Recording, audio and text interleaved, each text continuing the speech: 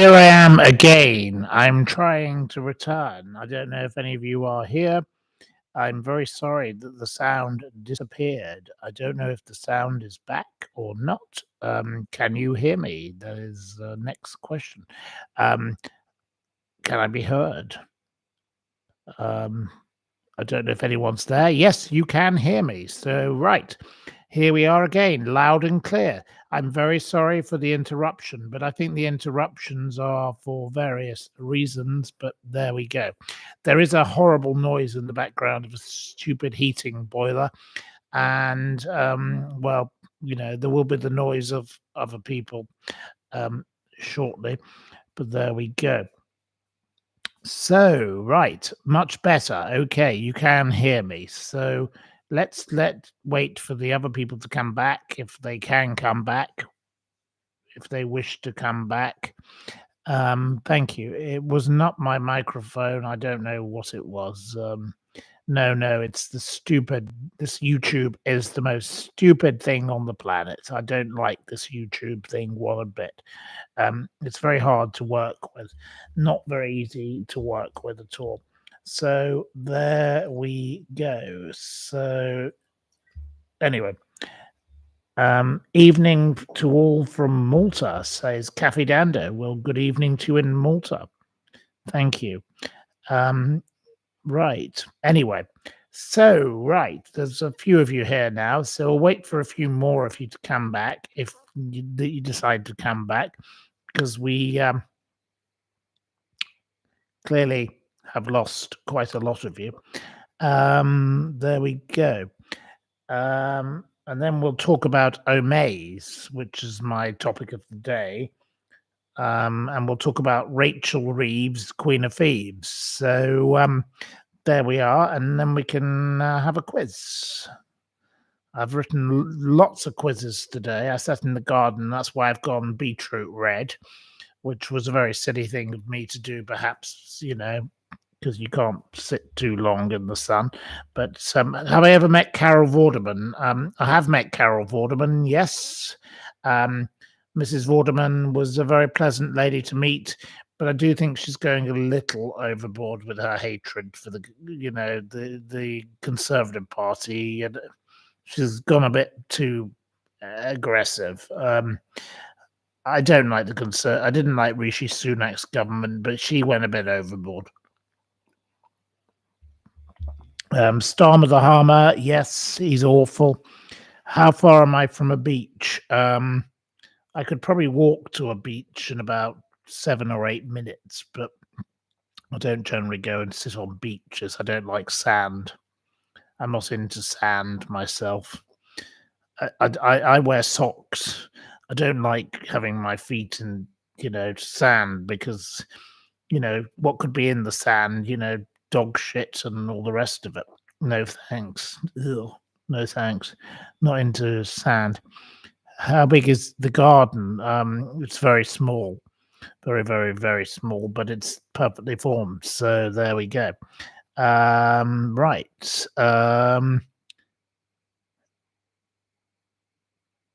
Going overboard on the cosmetic surgery. I think you're talking about Carol Vorderman. I think she probably has gone overboard on the cosmetic surgery. There we go. I agree with you. There we are. You are the best news channel. Well, that's very nice of you to say. Very kind. Thank you. As for other people in the background, I have nothing to say at this moment. Absolutely nothing at all. So there we go. I can't say any more about that. Do I wear socks with sandals? I don't wear sandals. I wear socks with my shoes. I do never wear a pair of sandals. No, thank you. I don't like sandals. I'm not some kind of liberal Democrat, so I'm not going to wear sandals. No. And I don't understand people who don't wear socks. It's very odd behavior not to put on a pair of socks in the morning. Very odd behavior. your feet need to be protected. So wear some socks. Put your bloody socks on. I don't wear, well, not even with trainers. I don't possess a pair of trainers. I do not wear trainers. I grew up in the city of Lancaster, which of course is where Reebok had their headquarters. Um, no, I didn't even have a pair of Reeboks, even though I came from the city of Reebok. So there we go. I don't approve of trainers, and I don't approve of wandering around with no socks on. No, definitely not. Right. Did I wear speedos or swimming trunks when swimming? No, I have some Vilebrequin swimming things, but I never go. I'm not into swimming. Not. I don't really like swimming very much, but there we go. Just not my thing. Leave that to someone else. I've got several pairs of those. They're very expensive. They probably cost about £200 a pair, but they've got wonderful little pockets that you can put your credit cards in, so they don't get destroyed, and your money. They're waterproof. But I'm not really into swimming, to be honest. I did go swimming at the last time I probably went swimming was at the Cipriani in Venice, and I went swimming in the pool there. Um, you know, that was probably the last time I went swimming. I'm not into swimming. I don't like swimming pools. I don't like swimming pools because I think of what people might do in them. They might urinate. It's horrible. I don't like the idea of swimming pools because people piss in them, and it's disgusting. It's not nice. Swimming pools are not nice places because of what other people might do in them. So it puts me off going in them. I've never liked the idea of a swimming pool because it's unclean. So I would not want to go in it. Right. Which schools did I attend? I went to the London School of Economics, and I went to the Royal Grammar School, Lancaster, before that. Yes. So there you go. There's your answer to your question. Where does the word piscine come from? Probably from pissing in swimming pools. Matt Grant, there's your answer. I don't like swimming pools because other people do dirty things in them. So I don't want to go in them. I've never ever liked swimming pools. I've always had a weird thing about swimming pools. I'm a very specific kind of person, and I don't like swimming pools. No, swimming pools have no desire for me. No. Am I middle or upper class? I don't believe in the class system. There is no middle or upper class. There's no aristocracy. I don't believe in any of that. The only class there is the super elite and the underdogs, basically. That's all that exists in this modern world. There is nothing. Most people are in the middle. That's where they are. We are all in the middle. We're all the same. There is a super elite, but that's not very many people. And then there's the underclass, which are all the poor people who are suffering. The rest of us are all in the middle. I don't believe in middle class and upper class and whatever class. How did I meet Margaret Thatcher? Well, through my family. Lovely lady. One of the best in the world, the best in the West. I will never ever meet anyone as wonderful as Margaret. Margaret was an amazing lady who changed the world.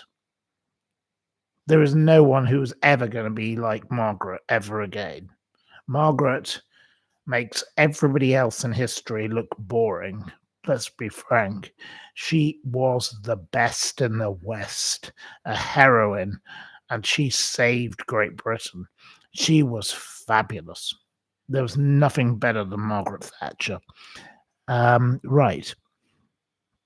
Do I like tennis? No, not interested in tennis. I don't, good for many other people. I'm glad they enjoy it.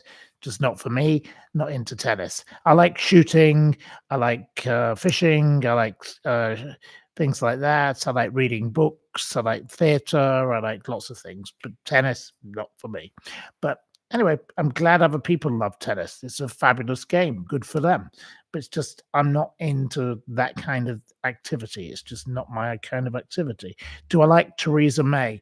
No, no, definitely not. The Brexit bitch, shame on her. She's an absolute piece of rubbish. You know, boys' jobs and girls' jobs.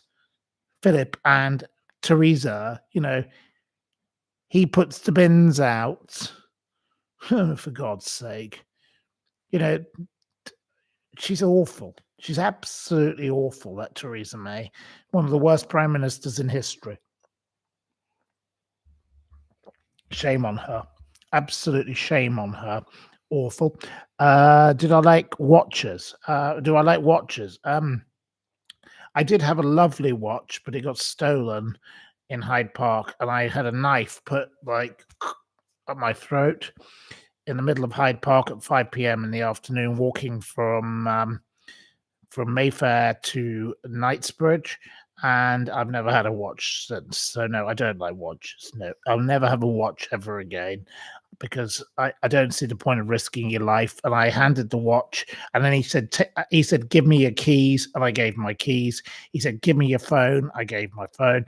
He took everything from me, and then I walked to the Chelsea police station, which no longer exists. And I walked in there, and I said, they said, "Describe the man." I said, "Big black man who smelt dreadful." And he did smell awful. That was my memory is the smell, and I can still smell it to this day. And they said, "Well, there's not much we can do really, because this happens all the time." They didn't care. So then I was meant to be at a dinner at the Cipriani restaurant in Mayfair, as it then was called.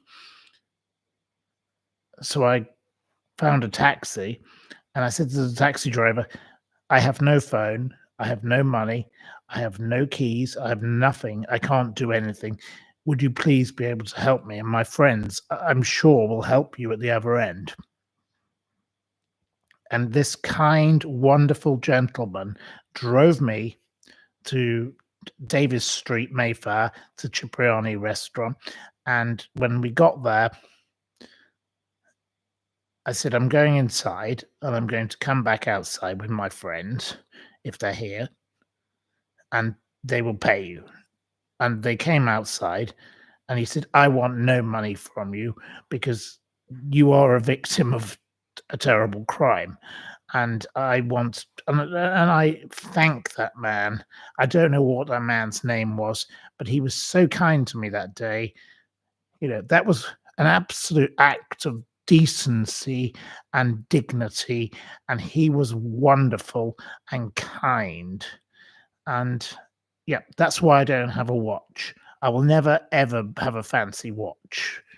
If I become a billionaire, which is unlikely, um, I would never buy a watch. I don't want a watch because watches attract criminals, and I don't want to ever have at my throat again. But this horrible man put his knife to my throat. And do you know what the worst thing about it was? People walked past and they did not help me.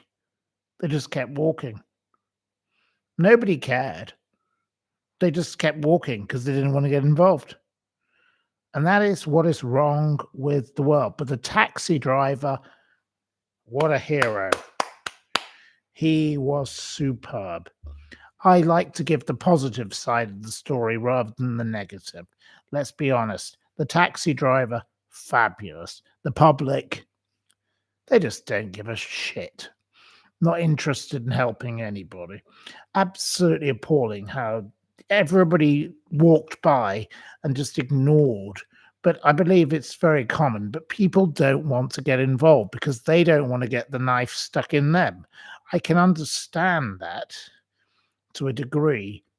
But this was broad daylight. It was 5 o'clock in the afternoon in the middle of the summer in Hyde Park between, um, you know, uh, Mayfair and Knightsbridge, the diagonal going between them and the two in Hyde Park. I'll never forget the smell of that man. He stunk. He stunk like a skunk. He was horrible. And he just said, "Give me your watch." And I said, "With pleasure." Because I knew that if I didn't do as he told me, I'd have had that knife in my neck. So he got what he wanted. It was probably the year 2003, I think it was, that happened. And it was awful. And I went to the police station and they just said, "Oh, well, we're never going to catch him," basically. The Metropolitan Police do not care about victims. The Metropolitan Police, as we know about, Michael Barrymore and all the other cases that we talk about on here, they don't care about victims, these police. They just don't want to care about anything. They just want everything to be closed down because it's inconvenient. They'd rather just make it go away. So there we go. Anyway, I don't want to talk about that anymore. It's a miserable thing, and I don't want to be miserable. I'm a happy person overall. Right. What's my opinion on Ed Miliband? Well, there you go. They want to make me unhappy. He's another piece of shit. He's a complete creep. He's a disgrace. He's awful. He's vile. He's dreadful. Right. Good news of the day. Right. Well, we'll come to some of that. Have I played Cards Against Humanity? I haven't played Cards Against Humanity. I'm not sure what it is. So please enlighten me. Right. London cabbies are the backbone of the capital. I love the London cabbies. They're fabulous. My wonderful godmother, Barbara Minto, absolutely lovely lady. First woman to go to Harvard Business School, first woman to work for McKinsey. She employs a taxi driver full time as her driver. And she hates Uber with a passion.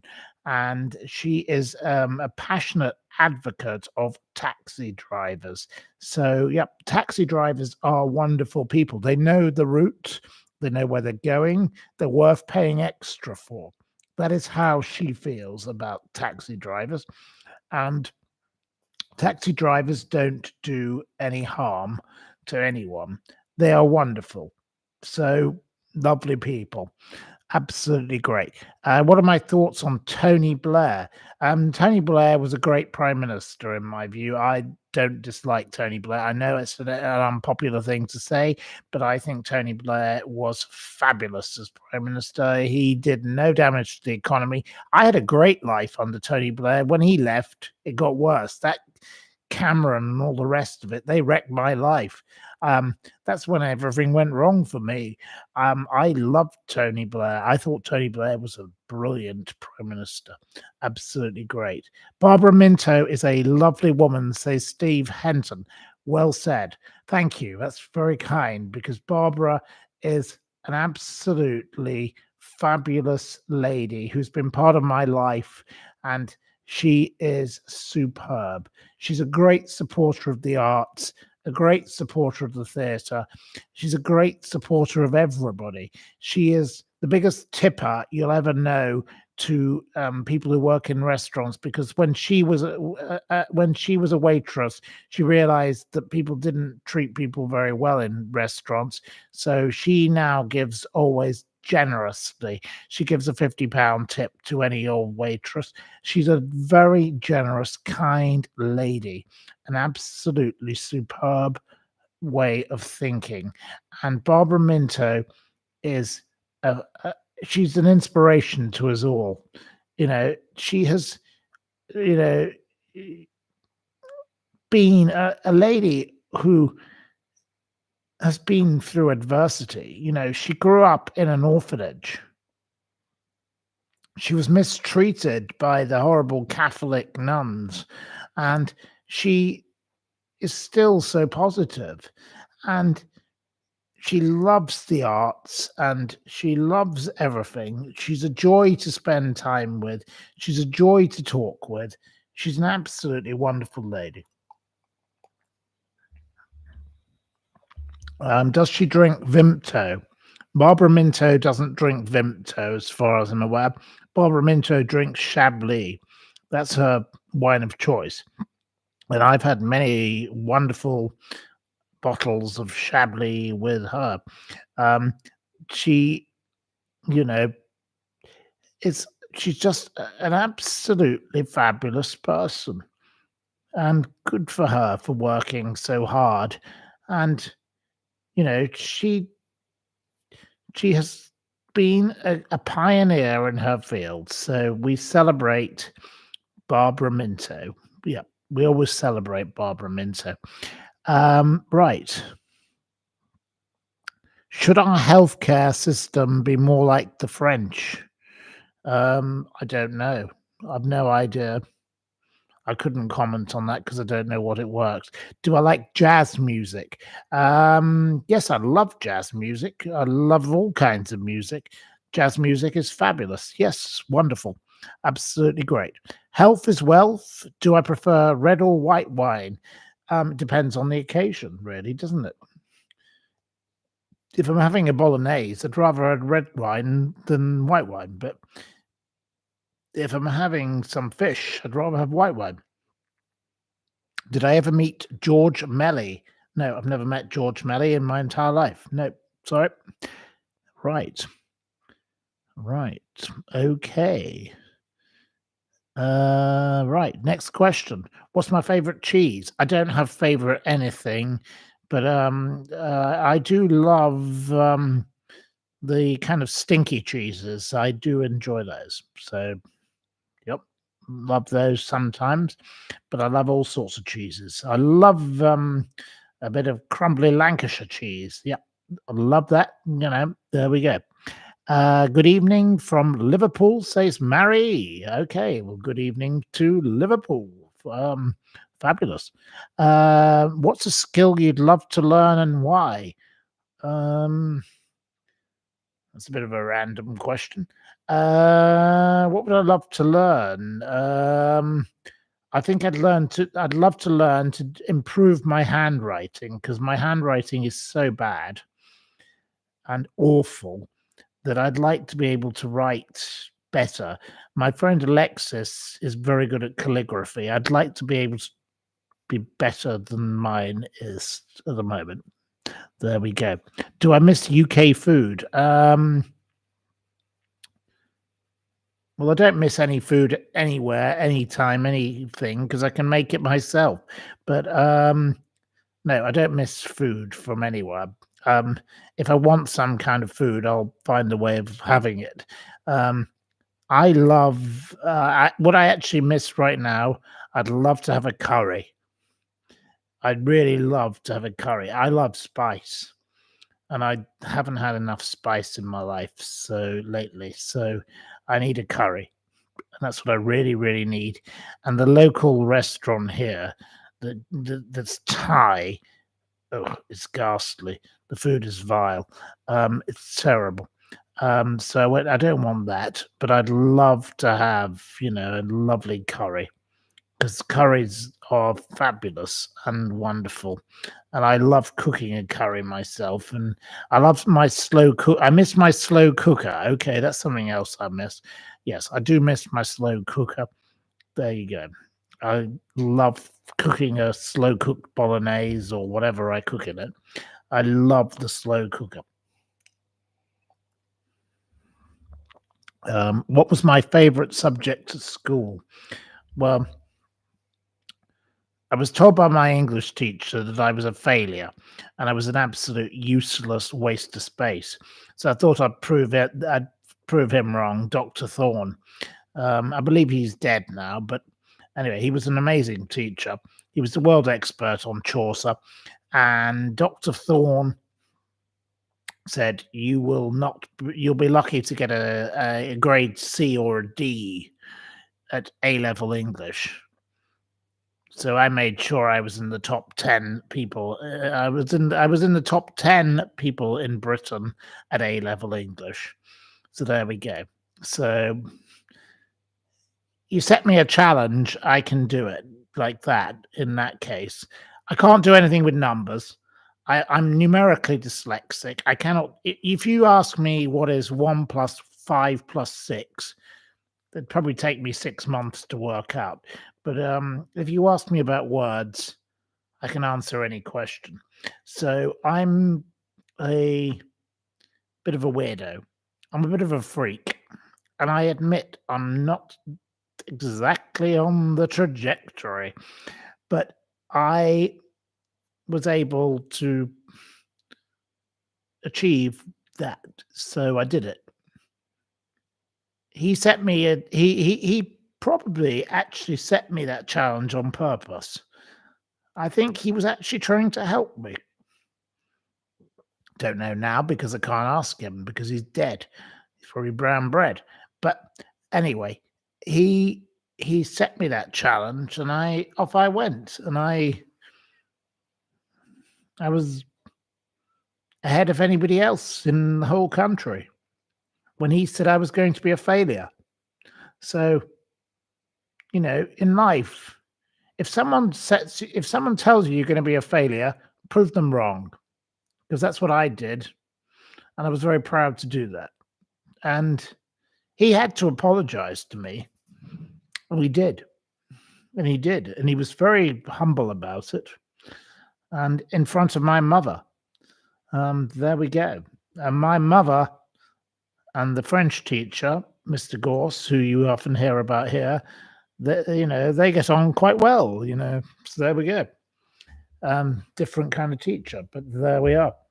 So there we are. Right. You're the same. You're terrible with numbers. Well, numbers, shove them up someone else's ass. I can't be bothered with numbers. I don't know how to do numbers. It's not my thing, so it doesn't matter. Did I meet good people at the London School of Economics? I met everybody from the finance minister of China's son to Monica Lewinsky. I met all sorts of people at the London School of Economics. I met Peter Hitchens, all sorts of bizarre people. There we are. Right. How did I end up at the LSE? Given my mother was very forceful that I had to go to university. I didn't want to go to university, but my mother wanted me to go to university, and that was the place she encouraged me to go to if I couldn't go to Cambridge. And I failed to get into Cambridge because I'm a failure. So there we go. Right. There we go. Rachel Reeves is crap with numbers too. Well, we'll come to Rachel in a moment. Yes, Rachel is very crap with numbers. She's 14 billion down with her numbers, isn't she? So she's not very bright, is she? She's not a bright spark. Monica and the sticky dress. Well, I have to say, Monica Lewinsky was a very polite lady when I've met her on occasions. Monica Lewinsky, has reinvented herself in life. It's very unfortunate what Monica Lewinsky went through. And I actually think we should be a bit more forgiving in the world of Monica Lewinsky. So I'm not going to pick on Monica Lewinsky, no. So I won't be predictable and say, sticky dress, whatever else that you're saying. I understand why you're making fun of her, but seriously, give the woman a pass. It's over. The story is so long ago. Why don't we have a pop at Bill Clinton instead and Hillary, his horrible wife? Hillary Clinton, the woman who everybody seems to die if you're associated with. Hillary Clinton. I'd say she's a far lot worse than Monica. Monica has done no harm to anyone. Monica Lewinsky was a silly little girl who got herself involved with very powerful people, and it didn't end out well, did it? So her life was wrecked, and all she's remembered for is a stained dress. That's not very nice, and I think we should give Monica Lewinsky a pass. Let's give Monica a chance for her future and let her be. I'm sorry. I'm not going to attack Monica Lewinsky. Next. Right. What do I think of Trump doing deals with Putin? Well, inevitable. That's all I can say. One word. Nothing else to say about that. Right. She should have kept her mouth shut, no pun intended, says John Miller of Monica Lewinsky. Well, maybe, but I'm glad that she speaks up. Good for her. She deserves a chance at changing her narrative. I don't think Monica Lewinsky was a wicked woman. I think Bill Clinton and Hillary Clinton, the woman who seems to. Why is it that anybody who upsets the Clintons ends up dead? That's more an interesting story. If you want to have a pop at anybody, have a go at them. Come on, why do their lawyers all end up dead? Car crashes, plane crashes, you know, shot in the head, bang, whatever. Hello. No thoughts on that? Right. Matt Grant says, I think Monica is a nice person. Well, I met Monica and I thought she was a nice person too. And I have no problem with Monica Lewinsky. Absolutely none. I met her through Heather Kersner, the lady who was married to a man called Sol Kersner. And she was very, very pleasant, absolutely delightful to me. So there we go. Do I like a nice curry? Yes, I love a curry. Yes. Okay, we're changing the topic. Let's go on to something more positive. Curry, yes. I love curry, and I need one soon because I'm bored of having all this bland food that I've been eating. I need something a bit with spice and a bit of. I need something a bit. Um, I love a stir fry as well. I love a stir fry, absolutely, and I love cooking such things. There we go. Hillary and Bill. Right. Have I been to the Chiltern Firehouse? Yes, of course I've been to the Chiltern Firehouse. I believe there was a fire at the Chiltern Firehouse recently, but yes, I have been to the Chiltern Firehouse many times. Not my kind of place. It's boring. It's not really for me. You had a stir fry tonight, lots of ginger and garlic. Oh, you're making me envious. Miss Marple, I wish I could have a bit of that. Send some my way, please, because I'd love a bit of that. I love a stir fry. I love spice and garlic. Oh, yes, ginger. Anything with ginger, well, lovely. Do I like bacon, cabbage, and spuds? I can't say I've ever had bacon, cabbage, and spuds. Right. Can you get spices in France? Well, I'm sure you can, but I haven't. I don't happen to be with someone who likes such things. You had mac and cheese. Well, I don't mind that, but it's not really my thing. I'd rather have a stir fry or a curry. Right. Independent journalism is under pressure from threats and censorship. Have you faced challenges publishing your controversial stories? Yes, of course I have. People are always threatening me and always trying to stop me, but I don't give a flying fuck. I will stand up and I will be counted. I do not cave in to anyone. I am me and I will never be silenced. So there we go. Right. Right. The Irish dinner is the ham, cabbage, and potatoes. Well, if I come to Ireland, I'll have ham, cabbage, and potatoes with you. Um, I haven't had it in that particular form, the Irish dinner. So if that's the Irish dinner, I will give it a go. So why not? Is Piers Morgan a force for good or bad? I think overall, Piers Morgan is a force for good. Sometimes he gets it wrong, Sometimes I get it wrong.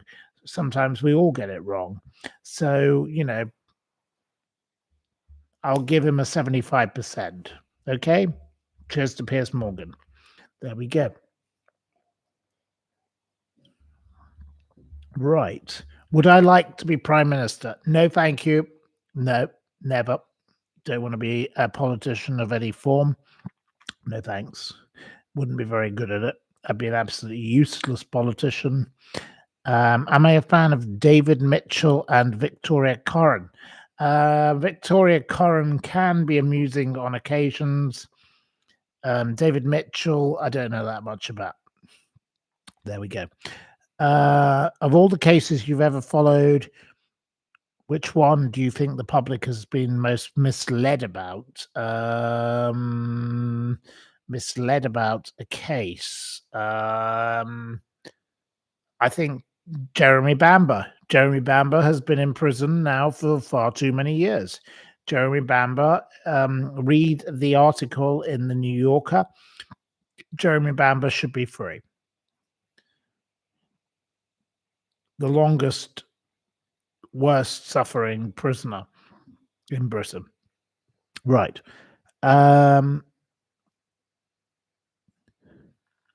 Will Prince Andrew ever invite you? Will Prince Andrew ever have to leave Royal Lodge? Okay. Well, Prince Andrew will eventually have to leave Royal Lodge in one form or another. But if Prince Andrew dies, of course he'll have to leave Royal Lodge because he'll leave in a box, won't he? Will he have to leave in his lifetime? We don't know yet. No. So I can't answer that question. But he ought to be forced to leave the Royal Lodge. But for the moment, he's still at the Royal Lodge. So that is the only answer I can give to your question. What do I think about the McCanns? The McCanns are the most despicable, dreadful people because they left their children unattended. They were irresponsible parents and they should have been charged with child neglect. That is how I feel about the McCanns. I'm not going to say any more about them or Julia Wandale tonight. I've done all that in the past, so let's move on to the next topic. I don't want to talk about the McCanns tonight. Thank you. I'm bored of the McCanns, absolutely. What interview or article has been the most personally satisfying for you to write? I've probably said it before, but Omar Sharif. I've always enjoyed talking. My time talking with Omar Sharif was fabulous. A wonderful man. There we go. Who's the worst, Harry or Andrew? I would say Prince Andrew is worse than the ghastly Prince Harry, but Prince Harry is a drip and a complete drain and a complete waste of space. Right. What do I think of Bob Geldof? Bob Geldof is a whinging, whining pest. He's awful. Don't like him. No. Do I own an electric car? No, don't own an electric car. Nope, and I wouldn't want one. Right. You like the other Kate McCann, the journalist. She's intelligent and beautiful, says Matt Grant. I totally agree with you. The other Kate McCann is a much better person. It's very unfortunate that she shares a name with the other one because it gets a bit confusing, doesn't it? So it's a bit unfortunate for her. Who are the most influential figures in British media today, and are they using their power for good or bad? Who's the most influential figure? I'm struggling to think of an answer, but I will try. Who's the most influential right now? I suppose Rupert Murdoch. Rupert Murdoch is the most influential person in the British media. He controls it. Mr. Murdoch is a powerful man. Is he using his power for good or bad. He's using it to make money. That's what he cares about. He's not into good or bad. He's into money. That's my answer to you. What do I think of Sky News? I like Sky News. I love it. It's a shame Kay Burley is bowing out because I actually quite like Kay Burley. I've always enjoyed her show. She's a bit of a bitch. She's a bit nasty. She can be very rude. She made Peter Andre cry and all the rest of it. But overall, Kay Burley was quite a good presenter. Great shame that she's bowing out. So that's my view of Sky News. There we go. Do I have any preferred news outlets? How come we don't get to hear from the Hindustan Times? We don't get at home. Okay. Well, every morning I read most things. I read The Guardian. I read the Daily Mail. I read The Sun. I read the Racing Post because, of course, I love the horse racing. I read everything that doesn't have a paywall. So I don't read the Times anymore because sadly it's got a paywall and I'm not going to pay for the paywall. I don't like the Telegraph because it's got a paywall. I look at the things like that, and then I look at kind of weird things like the Irish newspapers. I love the Irish newspapers. I generally get more information actually from the Irish newspapers than I do from the British. That's weird, isn't it? There we go. But I love magazines, and I like a mixture of things. Is Lord Lucan still alive? Well, I don't believe so. No. And we won't go down that rabbit hole tonight because it's a bit boring. But thank you for your question, Steve R. I don't think Lord Lucan is still alive. Right. What's the most blatant example of media censorship or suppression you've encountered? Suppression of information.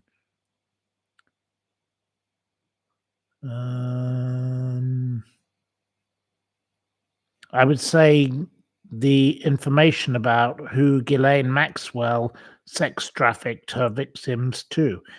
Ghislaine Maxwell has been convicted of sex trafficking, but nobody has ever been convicted of receiving the people she sex trafficked to.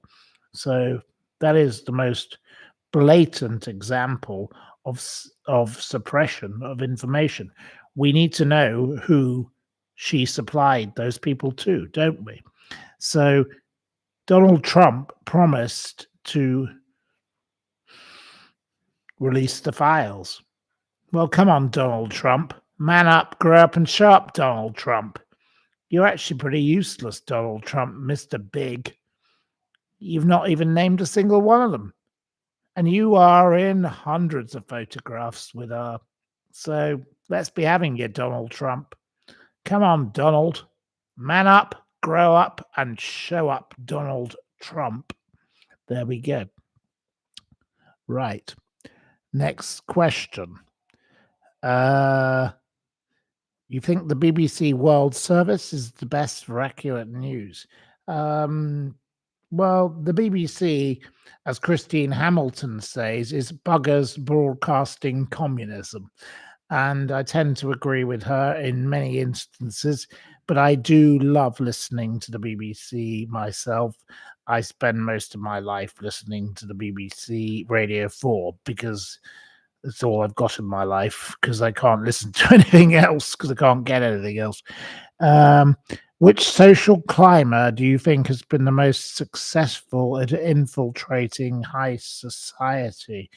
A social climber.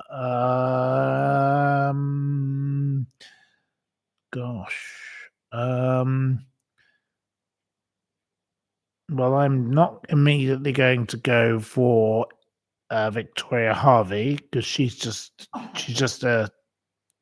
is a a horrible woman. Which one infiltrated it?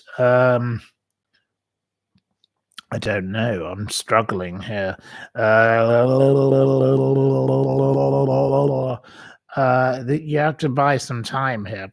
Right. Who infiltrated high society? Who's a bit of a social climber? Because you see, I can't accuse Anthea Turner of being a social climber. She's just gross.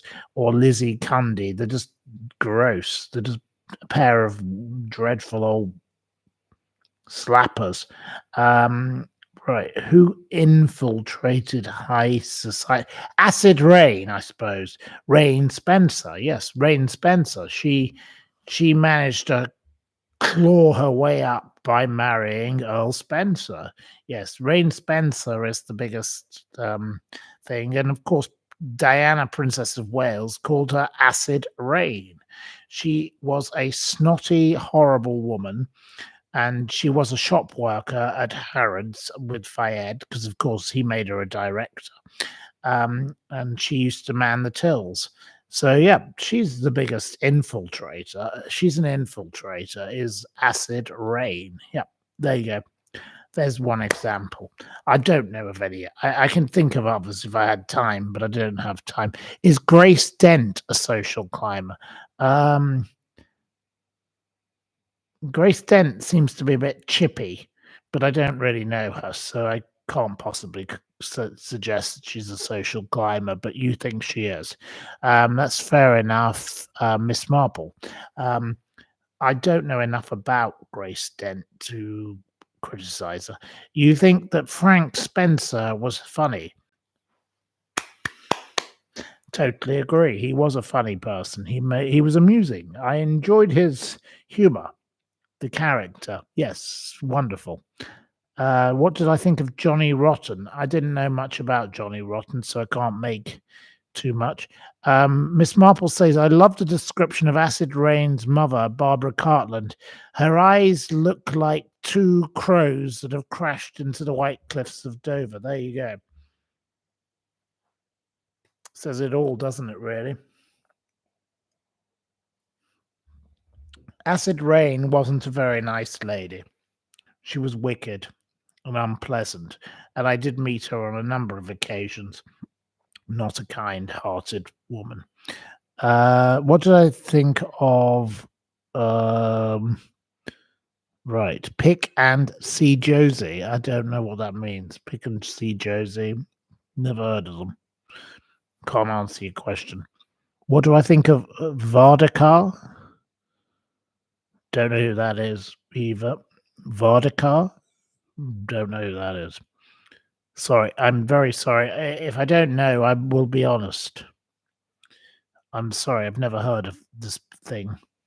Have I ever met Lady Anne Glenconner? No, I haven't, but I've read her books and I've heard her being interviewed. Lady Anne Glenconner, as your Lady Glenconner, as you reference her.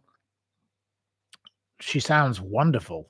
Sounds like a wonderful, wonderful, joyous person. Yes, fabulous. Am I a good dancer? No, can't dance. Couldn't dance for toffee. So no use there. Right. Oh, Leo Varadkar, the Irish. No, don't know anything about him. Can't answer. What happened to Princess Stephanie of Monaco? And Caroline of Monaco? Never seem to hear of them. I've utterly no idea. I don't know anything about those two. But there we go. Who kidnapped Shergar? Well, it was obviously the IRA. Thank you, Steve. But it was obviously the IRA. Right. Couldn't be anyone else. What do you think of the man who calls himself Zeus, who lives in Monaco?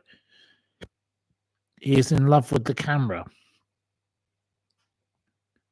I don't know who Zeus who lives in Monaco, who is in love with the camera is. So I can't answer your question. Right. It's very hard to answer questions when I don't know the context. So I'm very sorry. I can't answer about Zeus and his love with the camera in Monaco. Johnny Rotten was the lead singer of the Sex Pistols, a punk. He talked about Jimmy Savile before everyone else. Well, that's not really a question. So I don't know what you want me to say in response. What would be my desert island book? I suppose you're thinking in the context of desert island discs. I've never thought about what my desert island things would be, but I'll think about it and maybe I'll make a list of all the things I would have my desert island discs and my desert island book. But I'm not going. I'm not one of these people who has a favorite thing, so it would take me a lot of time to think about that. It was Red Rum the best racehorse ever? No, I'd say Black Caviar. Black Caviar was fabulous. Black Caviar was the best. Black Caviar makes Red Rum look a little bit amateur. So there we go. What's the most ridiculous example of privilege or entitlement you've ever witnessed? Golly gosh, I don't know. Privilege over entitlement. I've met some pretty ghastly people in my life. You know, Anthea Turner was pretty awful. But I wouldn't say she's the worst. Lizzie Candy was pretty grim. I don't know. I'll have to think about it. That's another one I'll come back to. What will I first do when I go back to England? I'll go to PJ's, Fulham Road, my favourite bar on the planet, my spiritual home. Love it there. Absolutely wonderful. Right.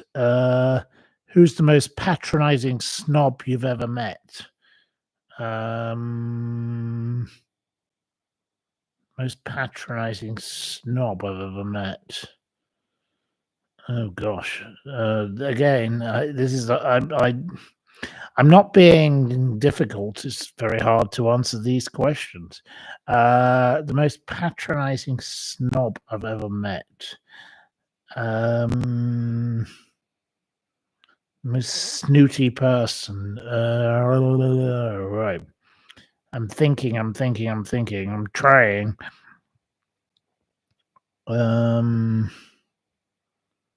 You've got Prince Andrew coming up in the background. He was pretty awful. But I wouldn't say he's the worst. Conrad Black. He's a right old snotty old bastard. He's awful. Lord Black. Conrad Black. He's a real old. And no, his wife, actually, let's say his wife, Barbara Amiel. Barbara Amiel is the most snotty person I've ever met. But she thought she was so important. Barbara Amiel. The woman who said, what was it? Of her shoes. She's horrible. She's the snottiest person I've ever met.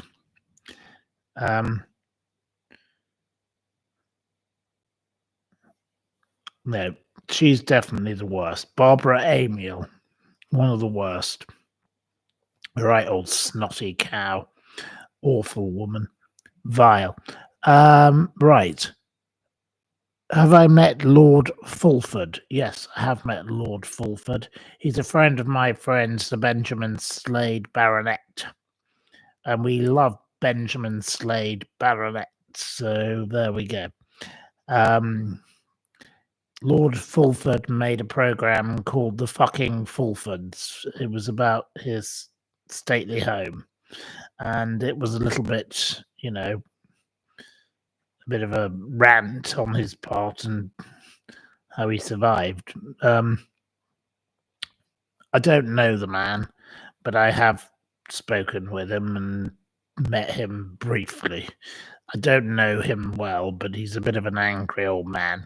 But he doesn't do any harm to anybody, and he's just a man trying to save his home. So he's trying to work out how to do it, and he thought that was the way to do it. So he made a program called the F Star Star Fulfords, and Channel 4 chose to make the program. So there we go. Meghan Markle is a great example of a social climber. Right. Yes, I totally agree with you. Did I ever meet the Marquis of Bath? The old Marquis of Bath? Yes, I've spent lots of time with him. He was a little bit eccentric and he was a bit weird, and he wasn't somebody I would have spent much time with, to be honest. Because I would say he was beyond bonkers. Right. Have I met Ben Pentreath? I'm afraid I don't know who Ben Pentreath is.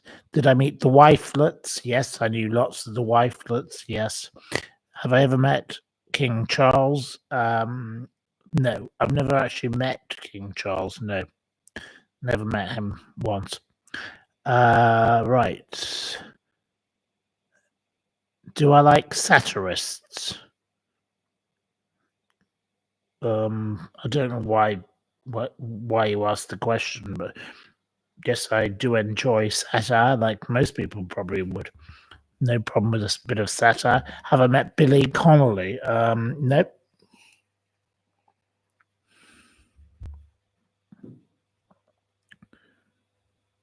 Right. Have I met Princess Anne? No, I've never met Princess Anne. Have I met SpongeBob SquarePants? No, I haven't met SpongeBob SquarePants. Have I any updates on the McCanns? I cannot give you any new information on the McCanns. No. Do I like Stephen Fry? The answer is most definitely no. I cannot stand Stephen Fry. I had to put up with him for a weekend once in Norfolk at a house party, and it was utterly boring as hell. He is the most boring man on the planet. He talks about nobody other than himself. He is a self-centered bore. And yes, he's just been knighted this week, and he's now Sir Stephen Fry. So now he's going to be even more pompous than he was before. There we go. Stephen Fry picked up homeless London boys, says Josie. Well, I don't know what he did with the homeless London boys, but there we go. There we go. He was probably very kind to the homeless London boys, wasn't he? I'm not going to make any comment. He fancies himself as Oscar Wilde. Josie, you have got it in one. He is like the modern day wannabe Oscar Wilde. Oscar Wilde, though, was a talented man. Stephen Fry is a creep. He's awful. Amanda makes very particular comments. I'm not going to repeat them because I will get into trouble if I do. Josie says he's very overrated. Have I ever been sent a cease and desist order? Yes, I have, and I've told them to shove it up the jumper. Marco says great views, precisely. Thank you for your support, Marco.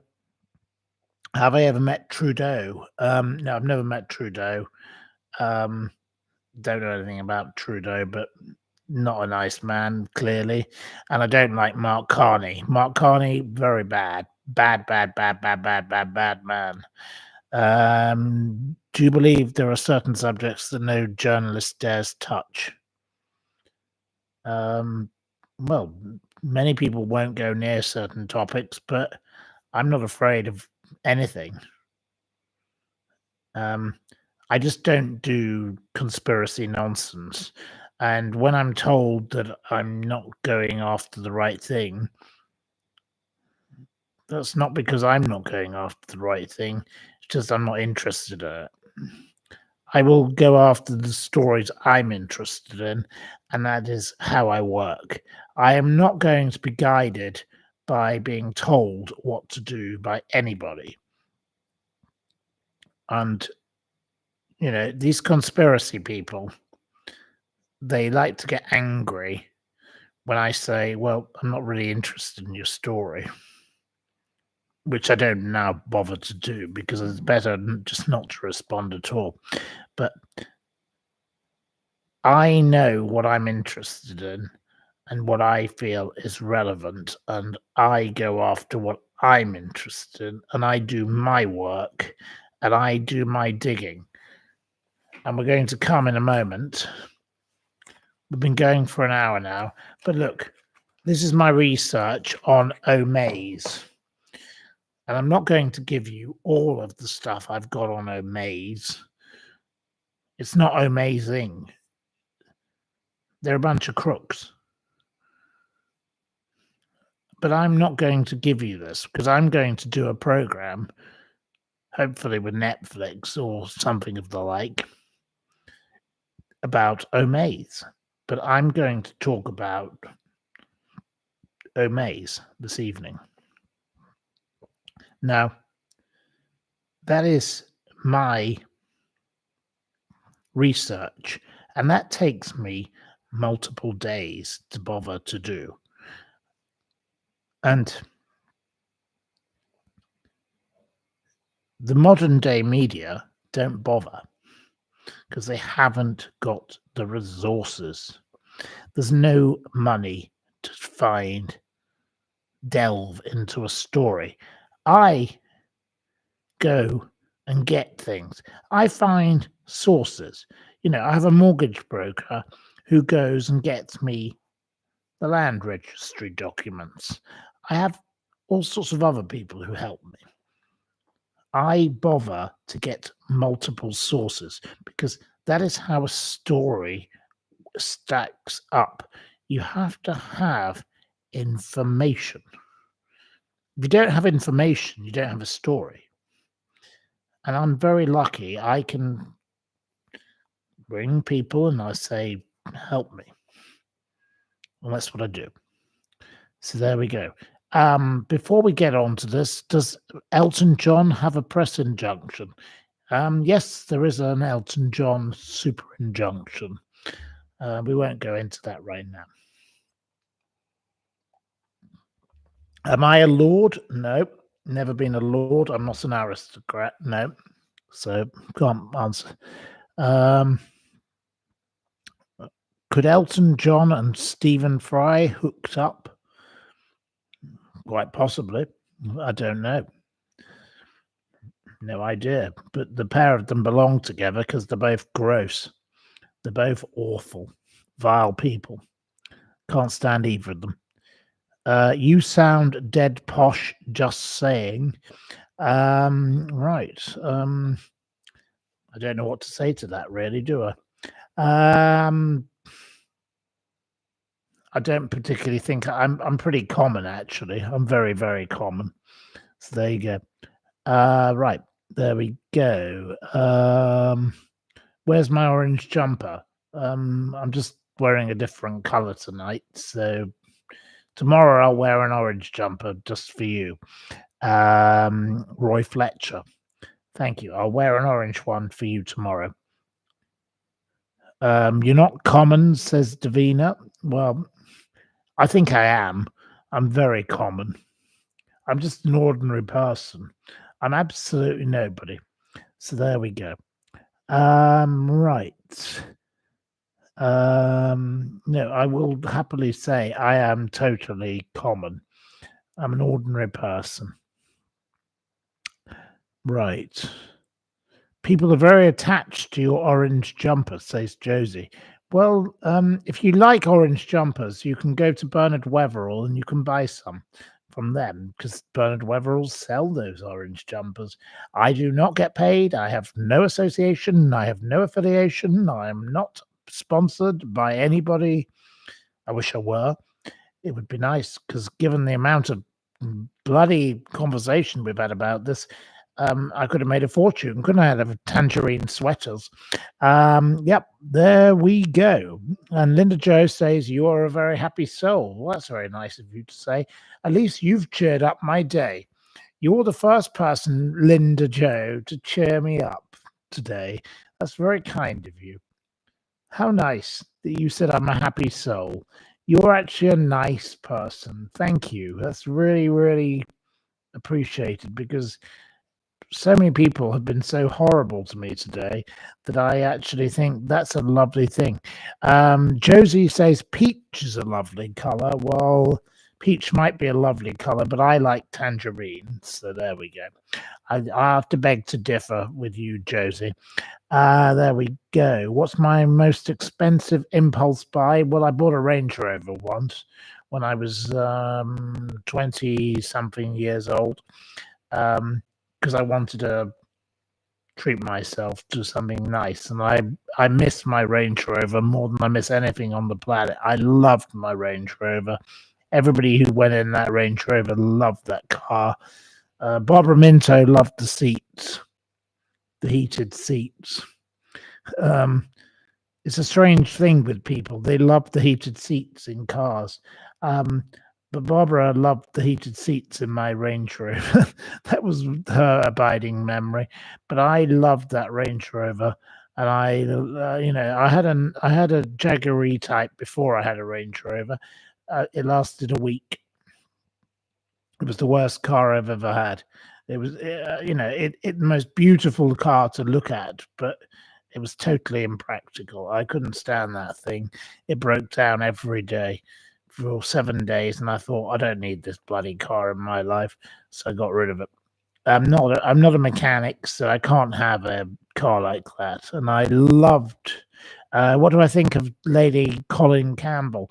I met Lady Colin Campbell in December. She was very pleasant to me.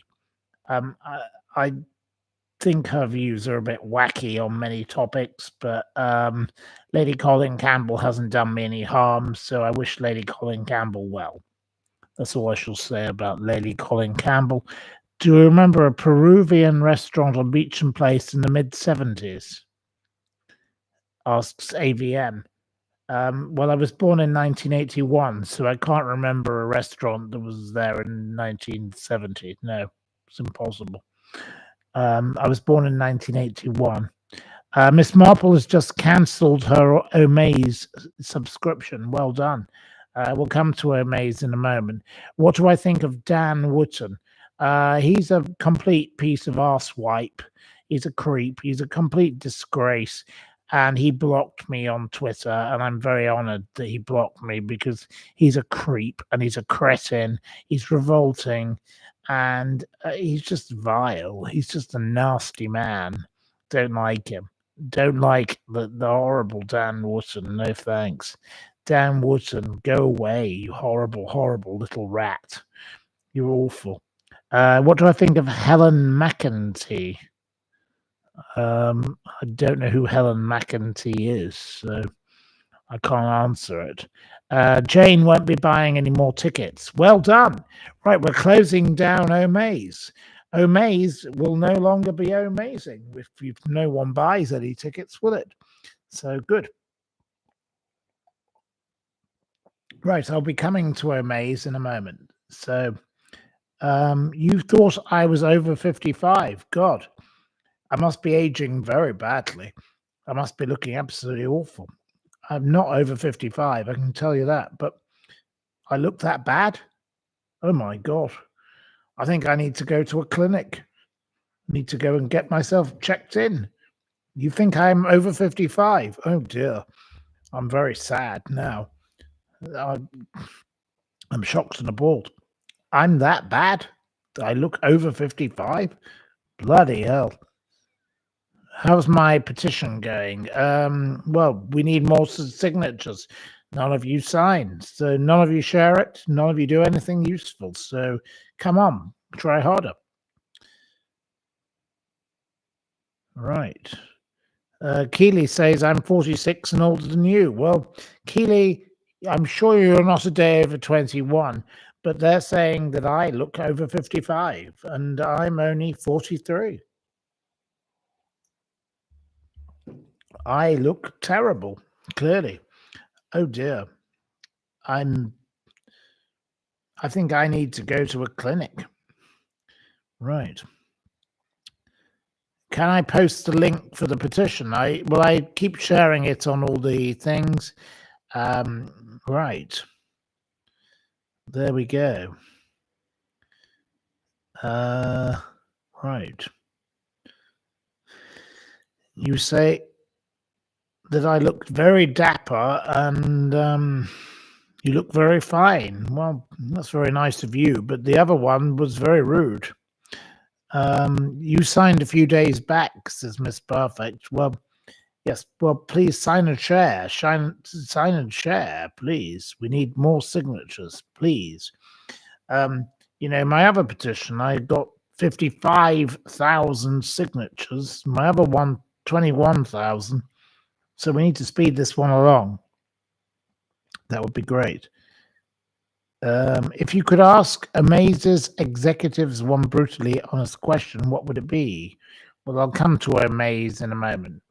Okay, let's begin and go to a topic. Right.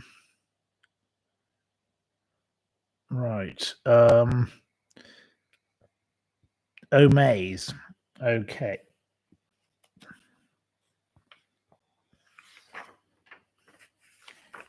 So. Oh, right. You're moaning about my microphone again. Well, I can't change my microphone. My microphone is the microphone. It is what it is. Anyway. Right. So today, Omaze has been called out again. Omaze is a house price draw. And Omaze in Devon Live have reported, I won a £3 million James Bond style Omaze house in Devon, but I handed the keys back after 3 days. So, yet again, somebody won an Omaze house, and it wasn't amazing. It was bloody awful. This house was a load of rubbish. This is what Omaze does. It gives you a load of old shite. That is what they give you. Terrible things. So this house was situated on the cliffs between Ilfracombe and Combe Martin. It was known as Stealth House.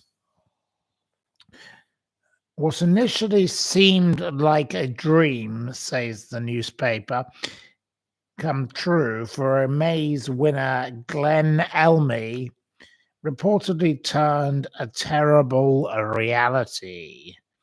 Concerns about coastal erosion reportedly influenced his decision to leave.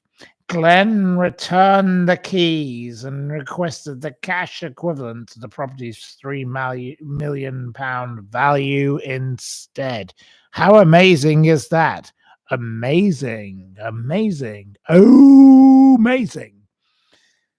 The neighbors said, there's been a lot of speculation. It can't be insured because of how close it's been built to the cliff edge. There is a problem with coastal erosion all the way along the coast here. There are signs around the beach warning about falling rocks. There were mortgage and insurance problems. When I moved into another neighbor 5 years ago, it was on the market for £2.5 million, but nobody wanted it. Nobody wanted it. When the competition was running, we saw cars coming and going. But soon after the winner was announced, that stopped, and there's been nothing since. So, yet another example of Omaze being not amazing. You think I've gone a bit panto? No, I'm just reading the story of Omaze and greed, greed, greed, as Steve Henton says. He's behind you. Yep. Well, the greed is behind us. In May 2023, a 74-year-old granny got rid of her 6-bedroom house she'd won in Cornwall, Fowey, because the locals described it as a fishbowl. In August 2022, Uttam and Iraqi Parmar, two Indian people who won, they got a £3 million house. Similarly, vacated a house next to the Camel Estuary after just 8 weeks. Nobody wants to live in these amazing houses. They're not amazing. They're just dreadful. The one in Gloucestershire, it flooded all the time. It's a load of rubbish. Ooh, amazing, says Steve. Ooh, amazing. Precisely. There we go. That is the story of Amazing, but I shall bring up a few points for you. I've spent a lot of time researching two companies called Raffle House and Omaze. And I am going to try and do a television program, if certain TV producers might agree, about these two crooked companies. Because they're both dreadful. Because the public are being misled. And you're asking me questions. Cash or house, can you choose? Well, with some of these draws, yes, possibly.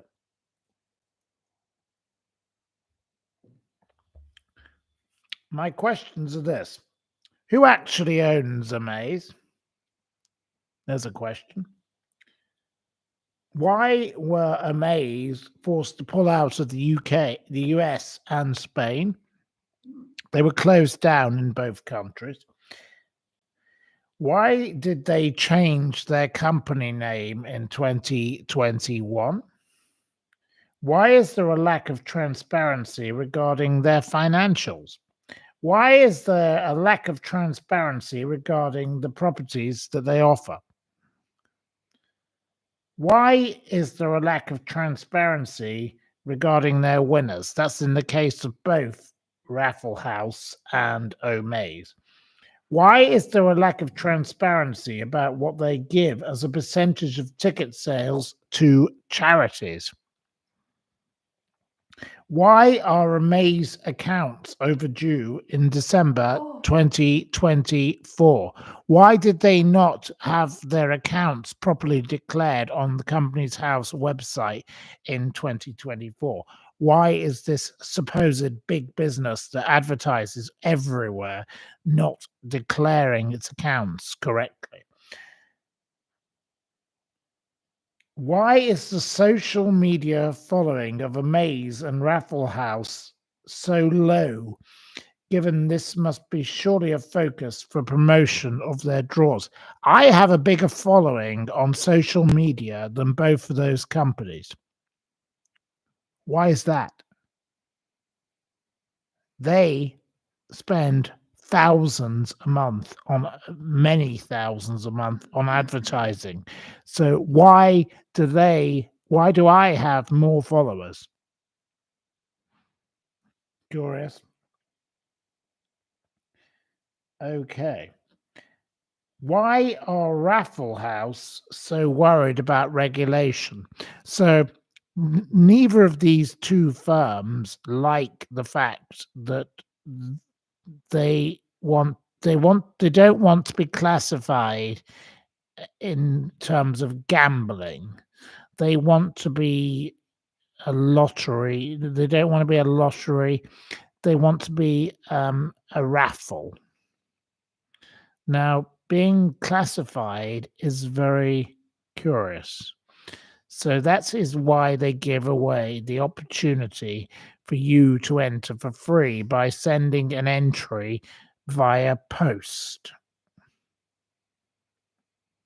Why are they not prepared to be classified properly?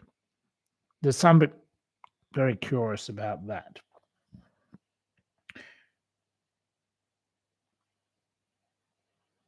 All the houses they offer sold at inflated prices to price draw operators. So why was the house that was for sale for £4.5 million in June 2024 in Norfolk sold to them for £6 million, for example? Why did that happen? And that house, it turned out, did not have planning permission. Very interesting question. So raffle that is Omaze again, but this raffle house, they have even more curious properties. Are the investors in Raffle House via Cedars, because they got a load of investors, satisfied with the return on their investment given the exit date was meant to be 2021? So they got a load of investors into their business. Very odd, isn't it? I'm just asking a few questions. What about the Advertising Standards Authority and the misleading advertising with these kind of companies? How did that come about? Advertising misleading information. What is that all about?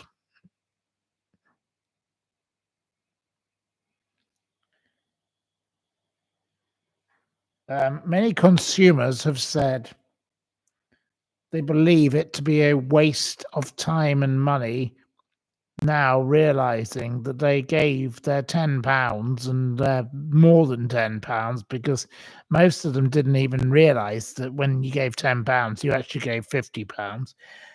You were being completely conned. Complete thing. What about the winners? Why do the winners never be? Why are they never properly named? We don't ever get to know who the real winners are.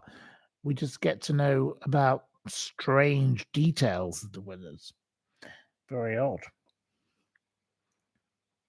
Doesn't make sense. So, are you actually entering a real thing? This is a company, Omaze, that has been shut down in America and shut down in Spain already. So, Omaze is not amazing in America and it's not amazing in Spain. So, do you really think it's amazing in Britain? Are you the village idiot? Were you born in the barn? Are you thicker than the village plank? Get over yourself. Stop giving your money to this dodgy, horrible company. And if they want to sue me, bring it on, because I've got a file on you, mate. Matt Paulson, founder of Omaze. You are a disgrace, Matt Paulson. I think what you've been up to is very bad. And I'm coming after you, and I'm not scared of you. I'm not scared of anybody, ever. Because I have a rule. A fact is not a fact until you prove it's a fact. That's how many pages of facts I've got. Everybody has seen this of any note, and they know that I'm right. Your company is up to no good. This is not a company that anyone should give any further money to. Stop giving your money to Omaze.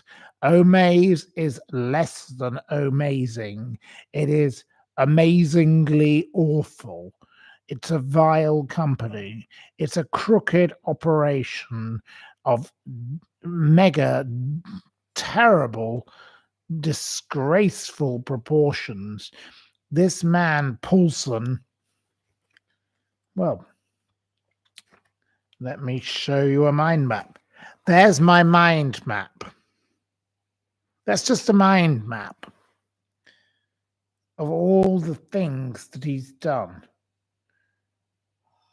Paulson and his company are disreputable people. And he has sucked in everybody from Richard Branson to David Beckham to Bono to Magic Johnson, Daniel Craig, George Clooney, Idris Elba, Bono, Arnold Schwarzenegger, George Clooney again, all of these people. Claims he's raised 100 million for charity. Yeah. Whatever. There we go. That's a great mind map. Thank you. It's just one of my. It's the way I research things. I put my notes down on a page and I try and make the links. You can have it again. There you are. Matthew Paulson looks like an awful person, says Matthew Grant. I've never met Mr. Paulson, but I don't like the look of him myself. I think he is very, very, very creative. That's a kind word.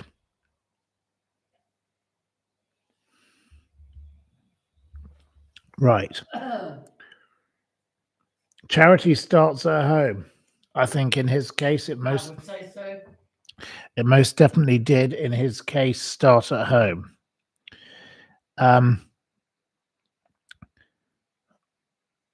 He is this man and this charity business. It's a business. It's not a charity. Let's be honest. He is making money. So when he began this business, at the beginning, he wanted to say 80% went to the charity. Now, from what I have gathered, around 13% goes to the charity. That's what he wants to do. Let him do it. I've got shouting in the background, which is not really helping. I do apologize for the shouting in the background, but 80% was the number. I'd like to be able to make my program without having shouting.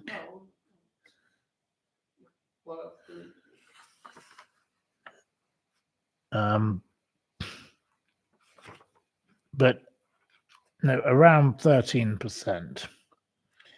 Right. I can give you further statistics. It's not a charity at all. It's definitely not a charity at all. So Omaze calls itself an entertainment company with a social purpose. We offer our customers the chance to win dream homes and support amazing causes.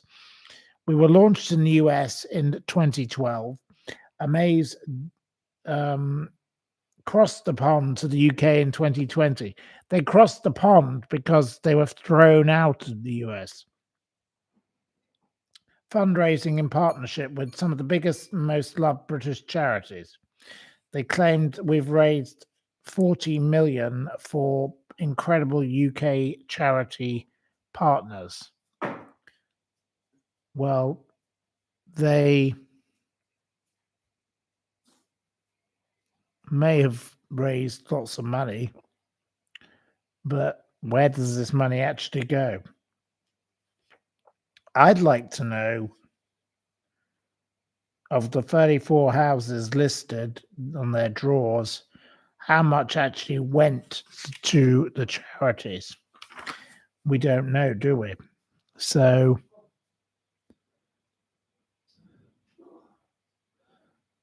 there we go. How did I come across this? Um, just another story that I became interested in because other people.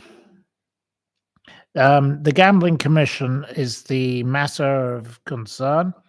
Yes.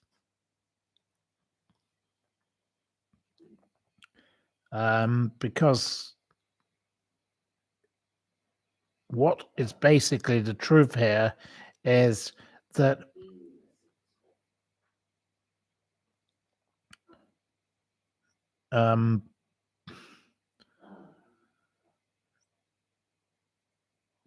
in the sake of the matter, the gambling, and please excuse the noise in the background, it's awful. I hope you can't hear this awful noise. Anyway, the Gambling Commission, it's a matter of whether it's a lottery or a raffle or it's a ticketed event, and they're trying to pretend that it's not a gambling event by doing certain things. Anyway, that's where we're up to with that. So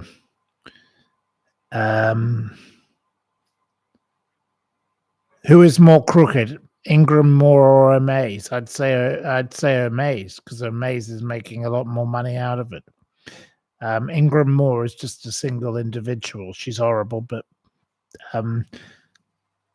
no. Right.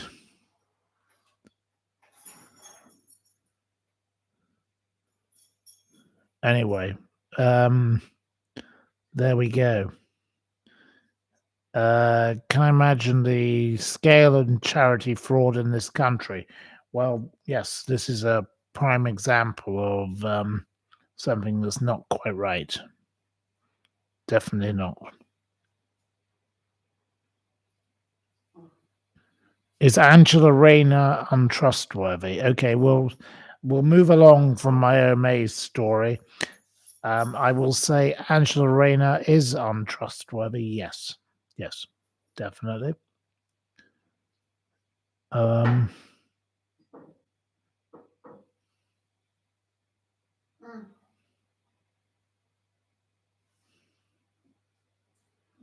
in the fridge.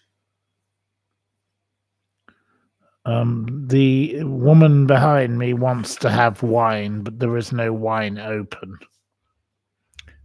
Yet again, my program has to be ruined by someone wanting to have wine. I'll go and get it myself. Well, she cannot open the wine, so it won't be possible. So I have to now ruin my. No, I have to open the bottle. Oh, you have to open the bottle. Anyway, I now have to end my program temporarily because she wants to have her wine, and that is not really fair to me. But there we go. Yet again, my program is ruined by someone who cannot even be patient. It's just not correct. But she can't use a corkscrew, so never mind. I will put her to bed and I will return. So it looks like I'll be returning for a third time once I put her to bed, because I'm not going to be having my program ruined again for a third time. So there we are.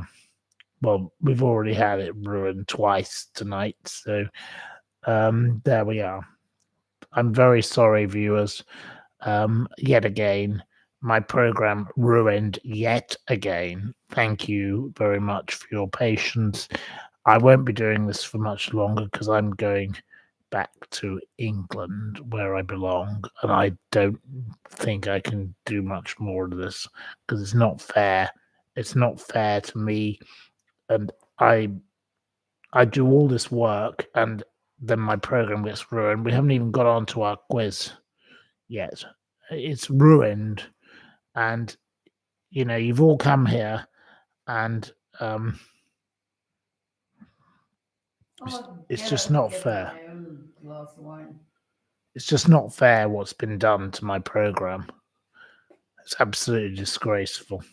Anyway, now I can't even. Well, I will. Well, let's just say it's probably better I just cancel the whole thing for today and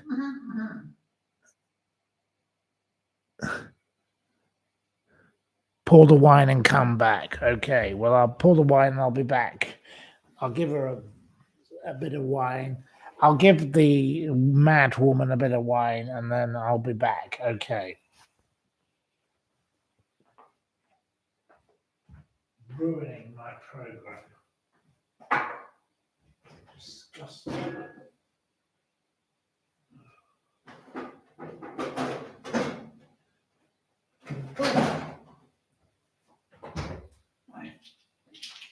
Next.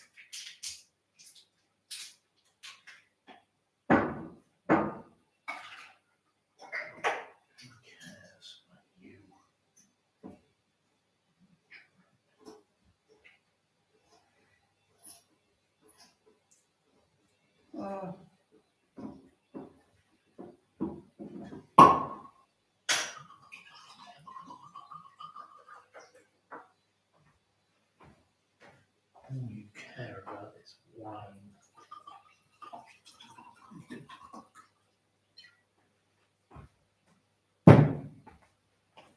Right. Anyway, hello. Sorry, I'm back. I do apologize, dear viewers. I'm very sorry for having to put up with this. You like the pop? Oh, well, pop. Hello.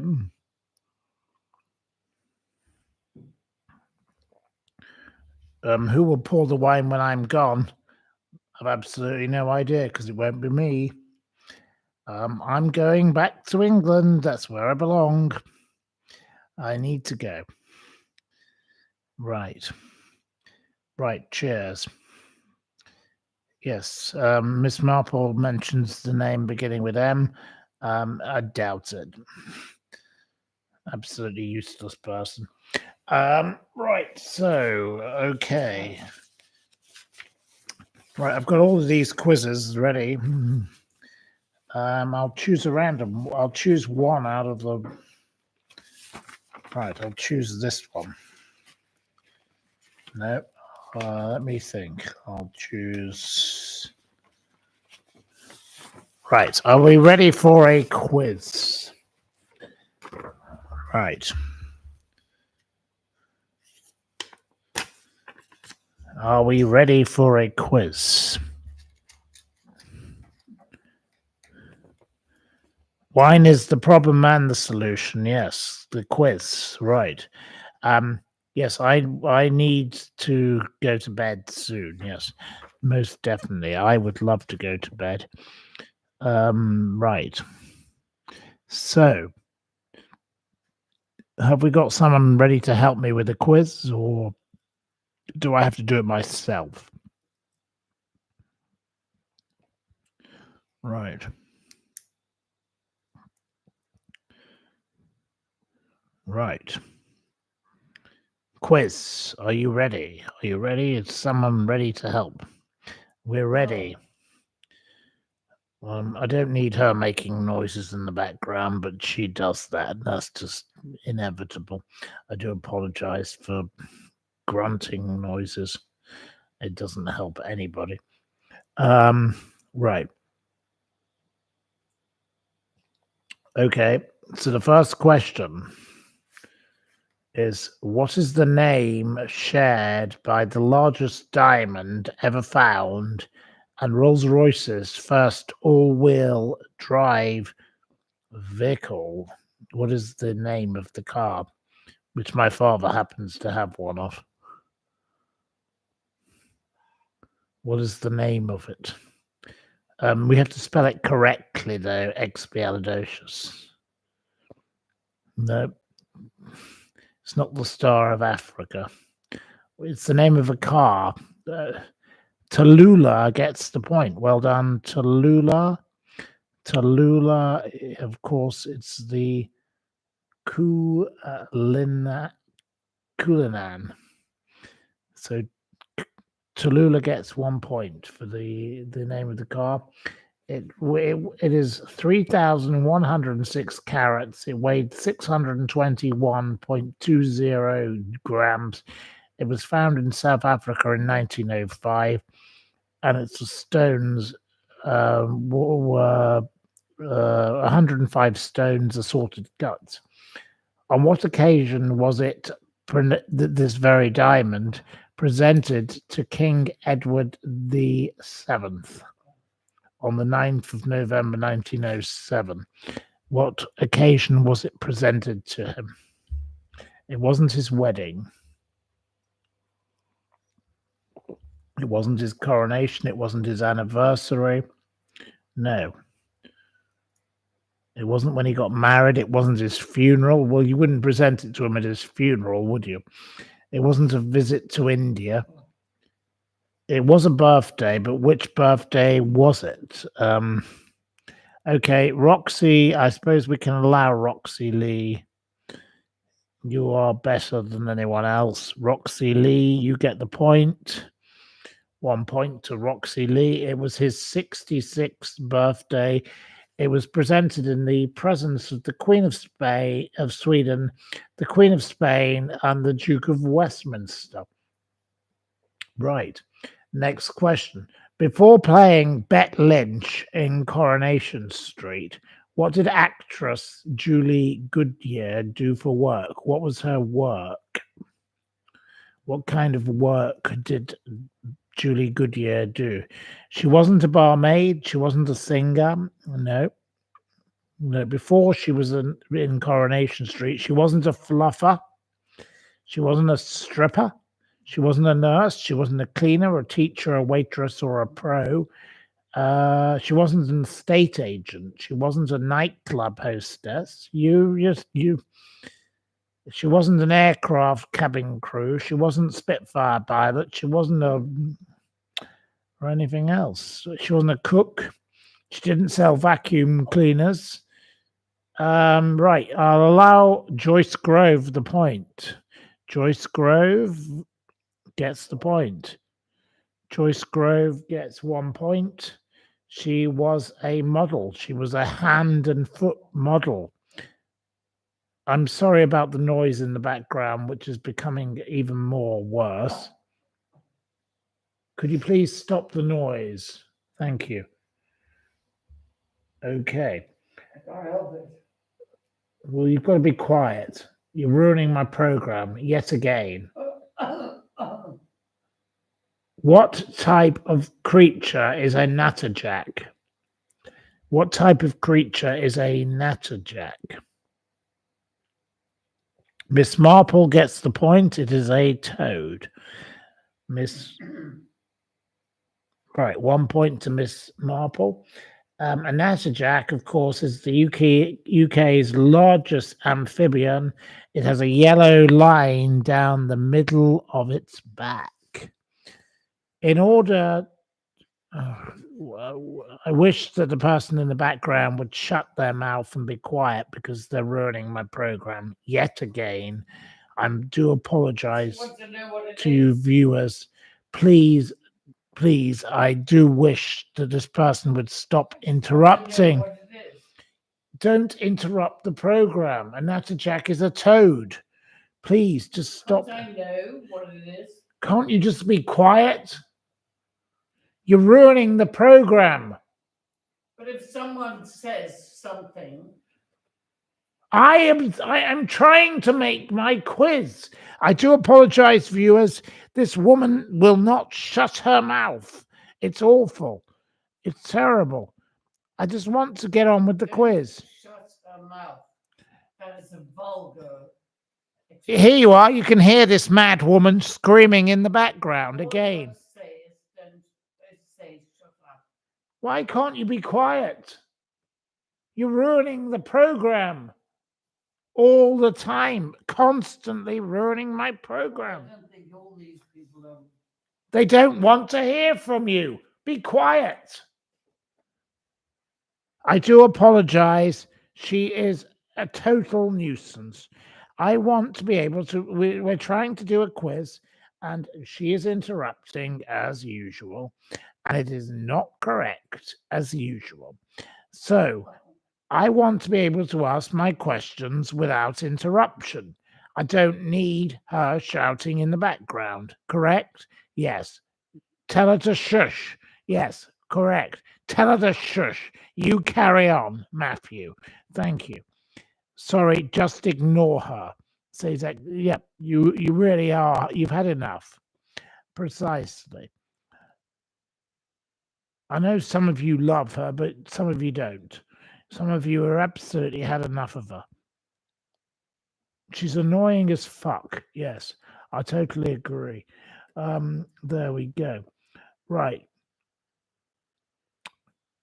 So I didn't get to finish my toad in question, but I'll go on to the next question.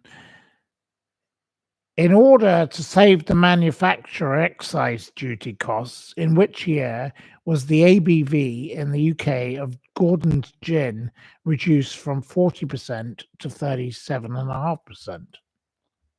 Which year? It wasn't 1995. Miss Marple gets a second point. Miss Marple, yep, we get noise in the background as usual. Miss Marple, you're now in the lead because it was 1992. Well done.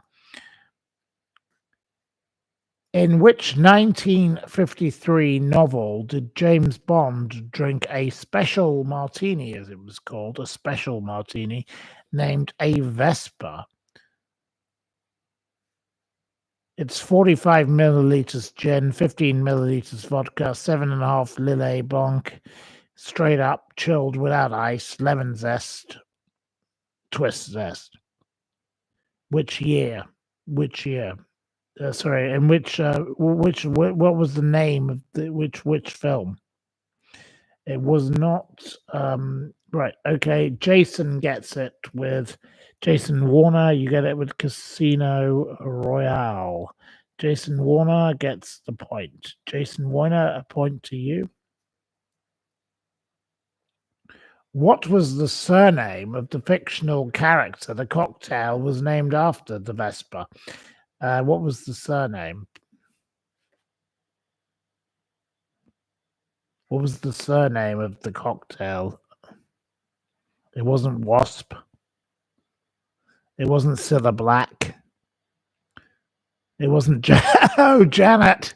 Janet Evans. Oh, God. It wasn't Smith. Jason gets the second point.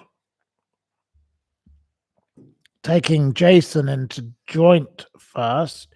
Jason, well done. Of course, it was Vesper Lind, played by Eva Green in the 2006 film adaptation. And Vesper Lind was based on the SOE Polish agent Kristina Skarabek, or perhaps the Russian-Spanish double agent Larissa Swirsky, who, of course, Ian Fleming had interactions with. So very interesting as a set of stories go. Okay, next question. We're going to move on to the next question. Irish Fairy Tarot says, she sounds hot. Okay, well, I'm sure Vesper Lind was very hot because, you know, she had a cocktail named after us. So that's a pretty wonderful thing to have in your life, isn't it? To have a cocktail named after you. If you visited an everyman venue, what would you expect to find? What would you find as an everyman? Jason Warner now gets a third point, which takes you back into the lead. Jason, of course, it's a cinema.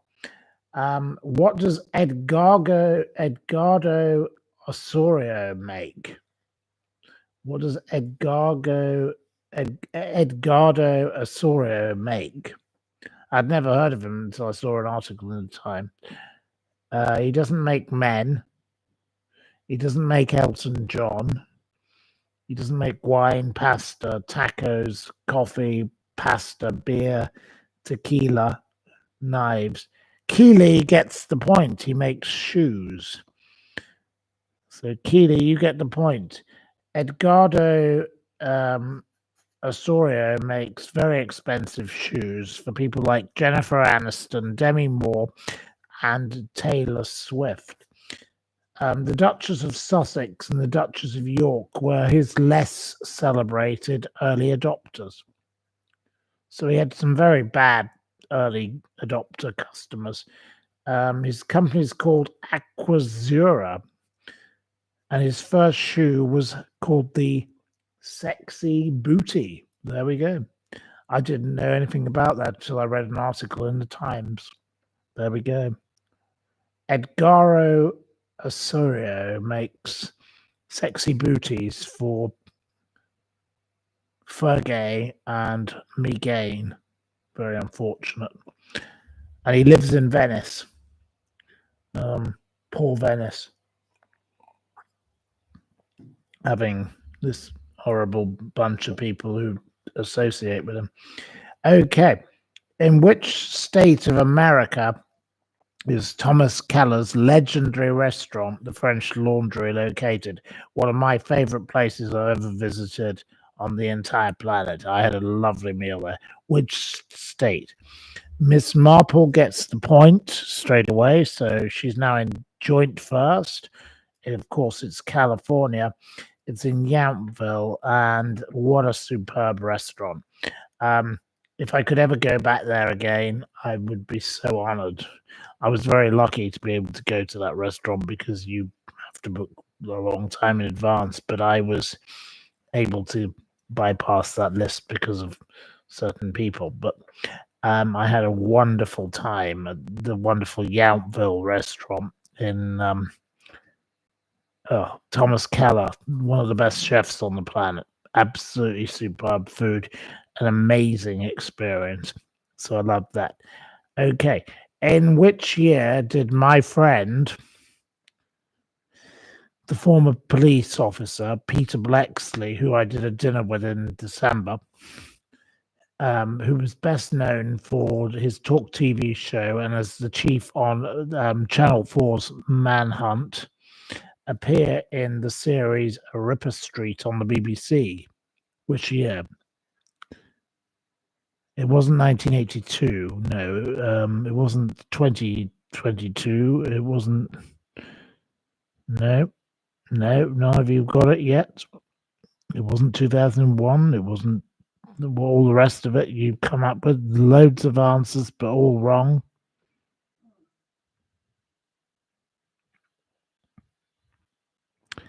Jason Warner gets it again. So, Jason, you now go into the lead. It was 2012. Of course, Peter joined the Metropolitan Police in 1978. He was put into witness protection for infiltrating gangs, etc., etc. He's a very good friend of mine, and I love working with Peter Blexley to do programs. I think Peter Blexley is a fabulous, wonderful gentleman. Okay. Who once said, "Please accept my resignation. I don't want to belong to any club that will accept me as a member of a Hollywood club he'd joined"? Who once said that? It wasn't Cilla Black. Miss Marple gets a point, so now you're back in joint first, Miss Marple. It was, of course, Groucho Marx. Okay.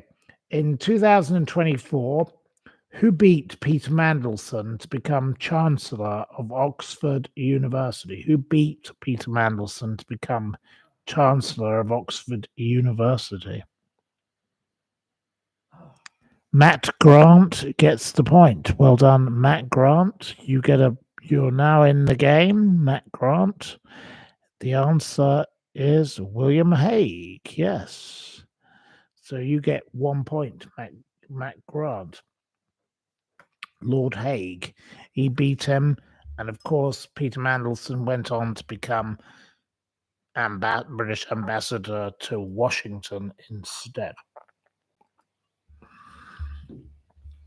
God knows what that will lead to. I apologize for the noise in the background. Who played the villain George Cornell in the 2005 film starring Luke Goss as Charlie Richardson in Charlie? Who played the villain? George Cornell. It wasn't Adam Ant. It wasn't Janet Evans. I know you all hate Janet now. Fabulous that you all hate Janet.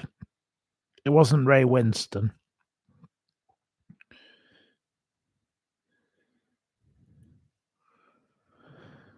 It wasn't Robin Williams. It wasn't a sloth. It wasn't Keir Starmer. It wasn't Hugh Edwards. It wasn't Timmy Mallet. No. It wasn't Tom Hardy. It wasn't Harrison Ford. It wasn't Vinnie Jones. Well, it looks like I'm going to have to fail you all on this particular question. So that's one question you've all failed on. You've all failed. It wasn't Jeffrey Epstein, no. Right, okay, you've all failed. On that one, it was Stephen Burkhardt. And of course, in the film, the real life Charlie Richardson makes a cameo appearance, as does his son. I've spent time with Charlie Richardson, who invited me to go and stay with him in Zimbabwe at his mines, but I never went. And of course, Cornell, the real Cornell, was murdered by Ronnie Cray at the Blind Beggar in the East End. So there we go. There we are. So you failed on that question, so nobody gets a point. 0 points. Who claimed that the bathtub, which turned out to be standard size at her Kennerton Street Belgravia home, was too small for any activities to occur in? And of course, I'm very closely associated with this story too.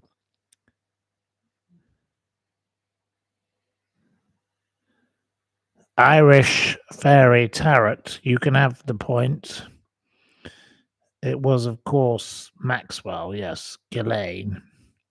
Yes, Ghislaine, of course, was the person who lied about Prince Andrew not being able to have sexual relations in her bathtub because her bathtub was too small. But then I got the photographs and I did the story with the Daily Mail. So I proved to the world that Ghislaine Maxwell was a liar and a deceiver. So that was how I did that. Right.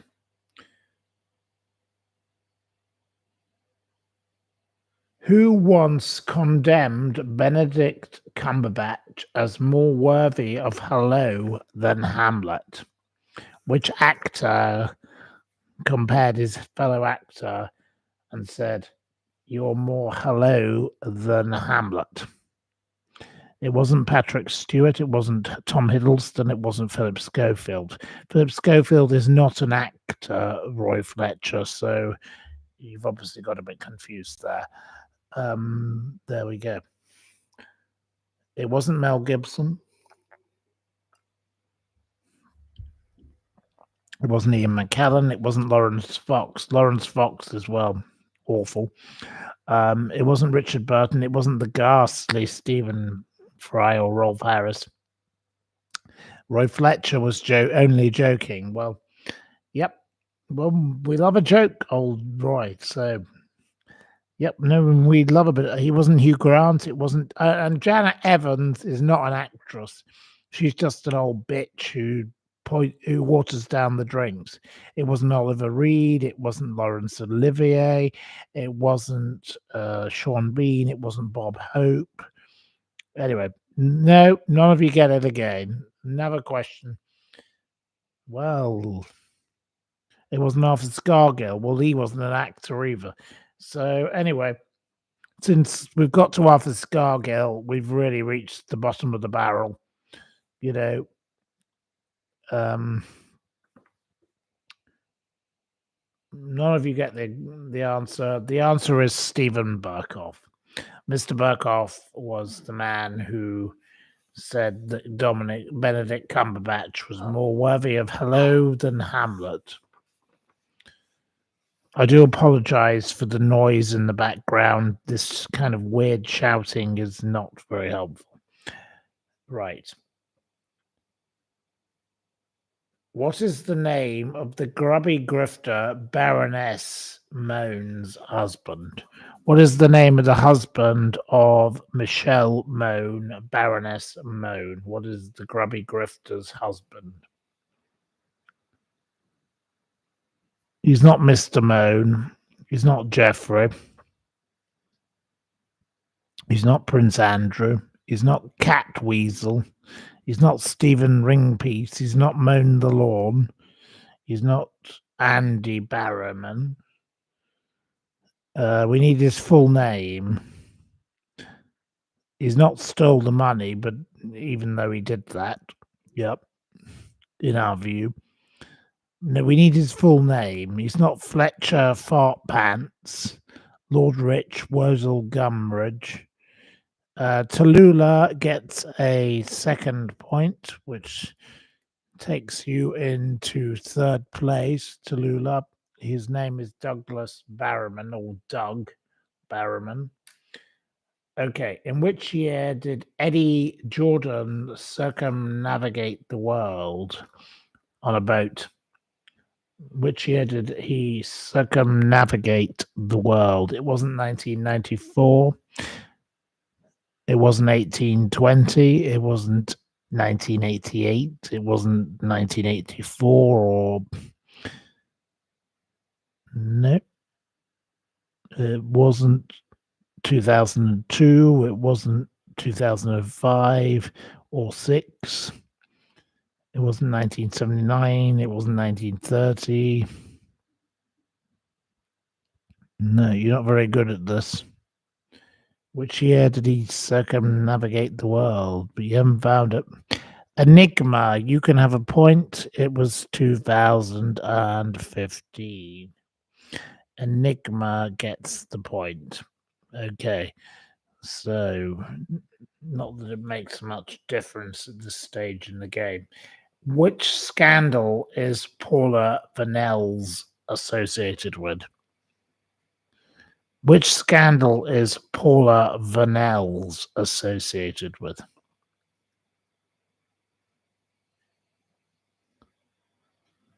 Matt Grant can have a second point. Well done to Matt Grant. Of course, it's the post office, the Fujitsu post office scandal. So Paula Vanel's is one of those nasty pieces of work that you just really wouldn't want to show up at your office. Very bad woman. And finally, in which year did the Place in the Sun presenter Johnny Irwin die? Johnny Irwin, the presenter, which year did he die? Miss Marple gets the point, which means that Miss Marple is our winner for tonight. Well done to Miss Marple. Thank you, Miss Marple. You have won because, of course, it was 2024. Johnny Irwin died. So thank you to our lovely supporters for supporting our quiz. But Miss Marple and Mr. Jason Warner, you come second. So thank you, Mr. Jason Warner. Thank you for joining in. You got 4 points and she got 5. Out of my 20 questions, that's pretty good because you're the fastest finger forward. So well done to both of you, and well done to all the other participants who actually got a point. Well done. But, you know, Miss Marple, you got 5 out of 20, which is pretty good in our scheme of things, given you're competing against hundreds of people. So there we go.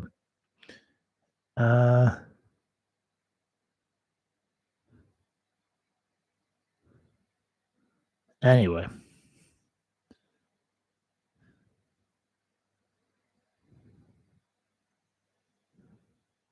Right. Anyway, so any more questions on other topics? Questions on other topics, please, before we go, because then I'm going to turn this off and then I'm going to bed because I'm exhausted. What's my favorite takeaway? I don't have a favorite takeaway, but I like Chinese. I love a bit of simple Chinese takeaway. I love sweet and sour. I just love simple things. I love a curry. I wish I could have a curry. I miss my curries. I really do. I miss curry very much.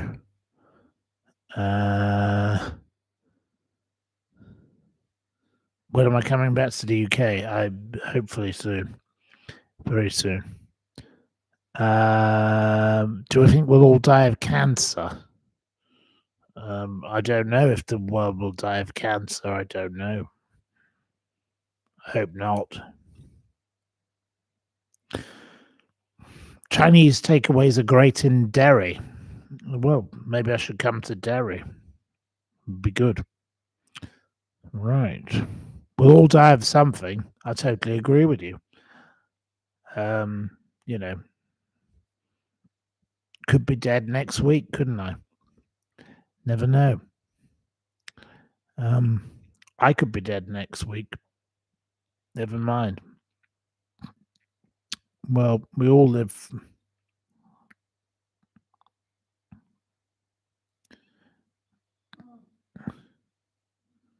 You don't want me to have a red face, don't sit in the sun. Well, I'm enjoying sitting in the sun. I won't be here for much longer, so, you know, the 90 days is nearly up, so it's time to go. Right. Have I been to Grosvenor House? Yes, of course I've been to Grosvenor House. Yes, been 90 days. It's all to do with Brexit. So how you're allowed to travel in the world. So you're not allowed to be in a place for that long. So I will have to be going back to England very soon. Yes, precisely.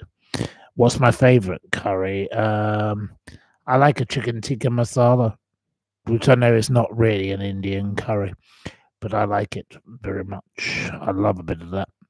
I'd love some of that right now. If I could have anything right now, it would be a chicken tikka masala. I love curry. Oh, it's the most wonderful thing on the planet. So that's what I'd love to have. There we go. Is the UK going down the whatever? Well, I'm not going to use your word because I don't like your word, because I don't use that word because I think it's common and naff. So please stop using that word. Is it going down the bog, the shitter, the toilet? This is what the word you used. I hate that word. Please don't use that word. It's a dreadful word. Only it's a word used by common people. It's used by people who are really bad. So don't just get that word out of your life. The T word is a terrible word. It's like the word it's the third word of crapper. The thing that you flush was invented by Sir Thomas Crapper. Yeah. That's a better word to use. Don't use that T word. It's disgusting. We do not use the T word. We hate that word. That word is like one of the most revolting words on the planet. No one says the T word. Okay? Thank you.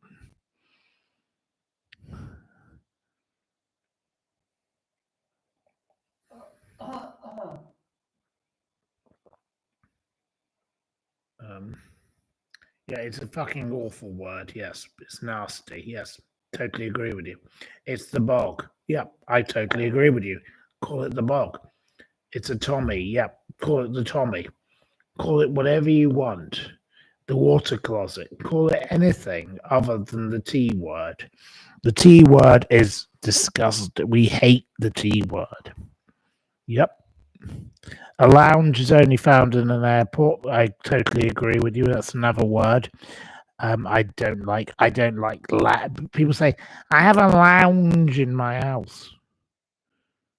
No, you don't. You have a sitting room, a drawing room, or whatever you want to call it. But it's not a lounge.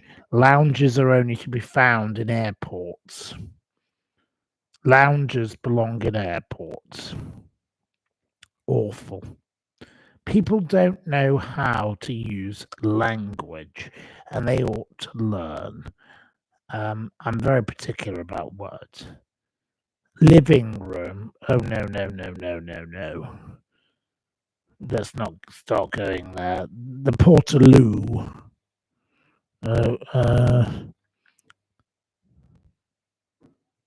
Do I think that Elton John's antics will ever come into the public? Probably when he's dead. Just like Cliff Richard's antics will come to the public when he's dead. Cliff Richard will be thoroughly, properly exposed, and it will be just like Jimmy Savile when he's dead. There you go. I will tell you the truth. I'm a person who is capable of telling the truth. Cliff Richard and Elton John, lovely people. Really? There you go. There's two class acts. Yeah, Cliff Richard and his photographs with the Craze and all the others. Cliff Richard is a real class act. Anyway, you all know my views on Cliff Richard and Jimmy Savile. I'm not saying they're linked, but smile for the camera, because that's what they did. Right. Has Philip Schofield met Elton? I don't know if Philip Schofield and Elton John have met. I've no idea. But, well, I don't like either of them myself, so that's just my personal view. That's not a remark on their activities, but I'm just saying I just don't like either of them myself. There you go. You asked me the question, so right. Next question. What star sign am I? I believe I'm Aquarius, but I don't really follow star signs. I don't know why that's a relevant question. What do I think of Simon Cowell?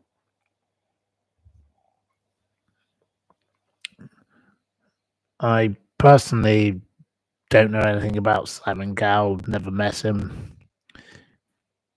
I know lots of my friends know him very, very well.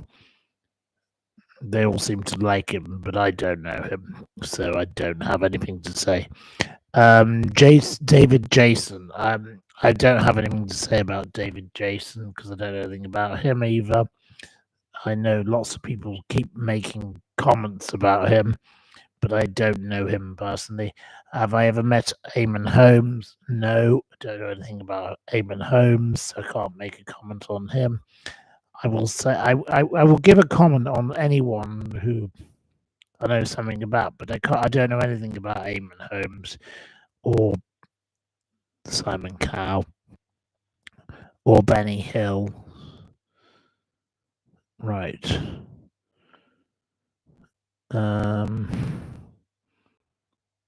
I don't have anything to say about these people because it's quite impossible for me to talk about people I don't know anything about. Do I know anything about Fanny Craddock? Well, you're saying Fanny Haddock, as you're calling her, but I think you mean Fanny Craddock. But anyway, I don't know anything about her because I've never met her. Who is the most beautiful female celebrity you've ever met in person? Well, I would say,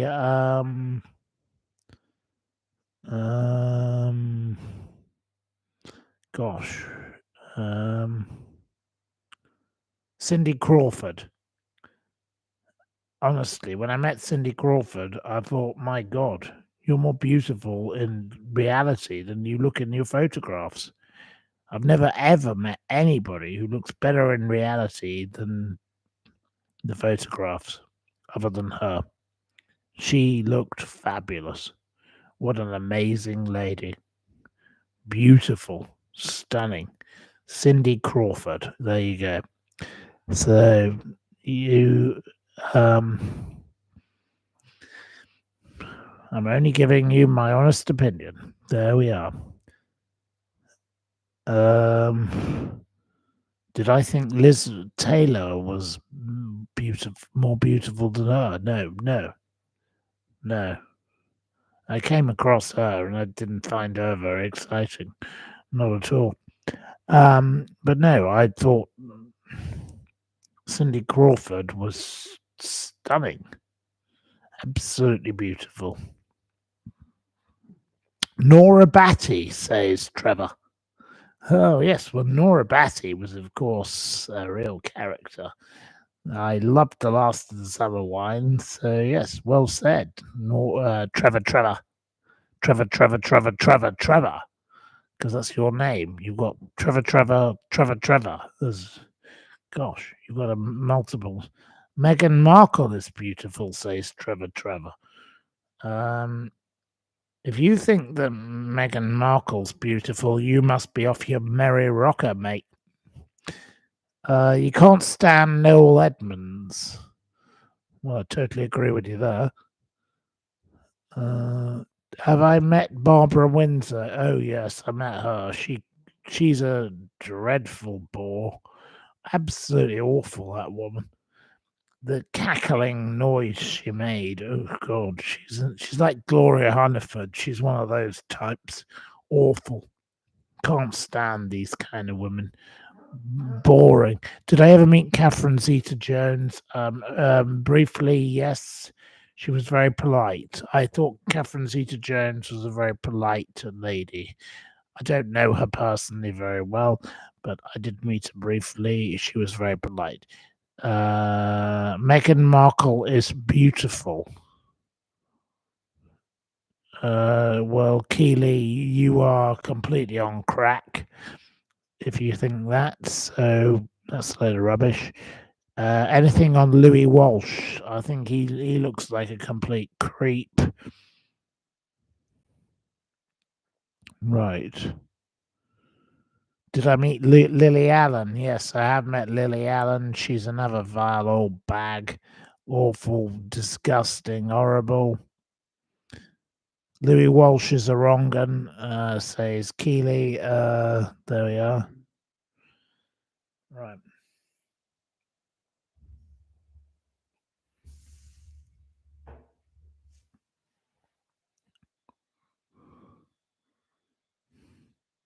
Lily Allen seems very damaged. Well, she damages lots of other people in her way. Have I met Tracy Emin? Yes. Awful. Ghastly.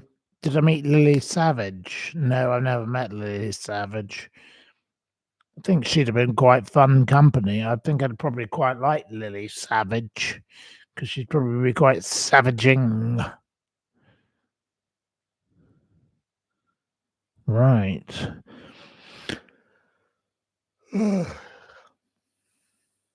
Anyway, did I meet Dame Edna? Oh yes, Dame Edna. Lovely person, great man. Yep, liked him. Did I meet Christopher Hitchens? Absolutely fabulous, wonderful man. Enjoyed his company in San Francisco at Bar Tosca. And spent many an hour debating things with Christopher Hitchens. I don't like Peter Hitchens. Christopher Biggins. Yes, I met Christopher Biggins. Awful, ghastly, horrible.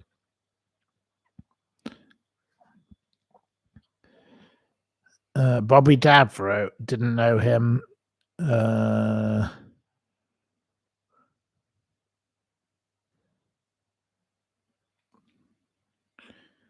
You like watching me, don't stop doing it.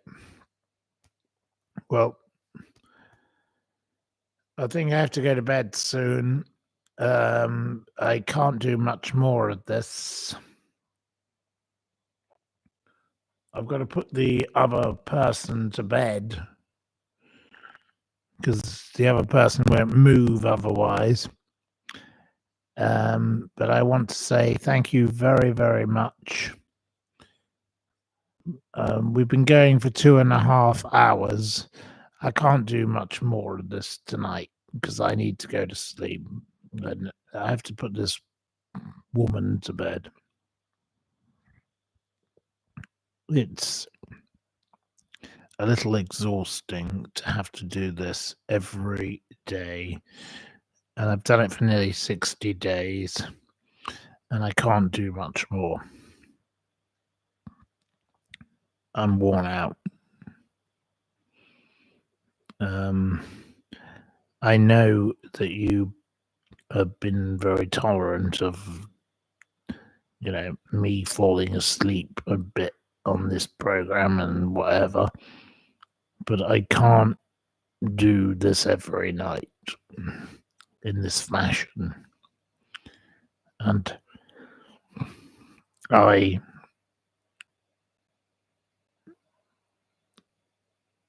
don't know what noise is going to come next in the background, and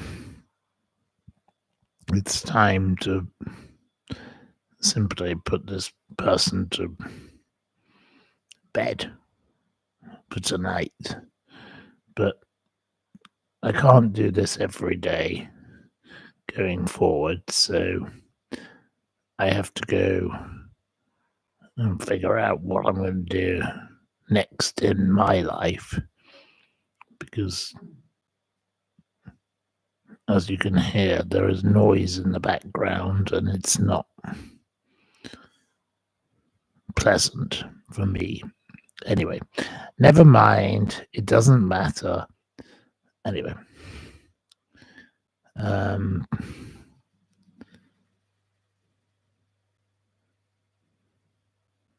it is going to be a transition. Thank you to all of you. You've been wonderful, and thank you for your gracious enthusiasm. You've all been great, and tomorrow morning we'll reconvene. But tonight it's time to go to bed. So thank you also very much. You've been lovely. You've been delightful. And off we go. So good night and pip pip. Take care and sleep well and don't let the bed bugs bite. Okay, take care. Night night.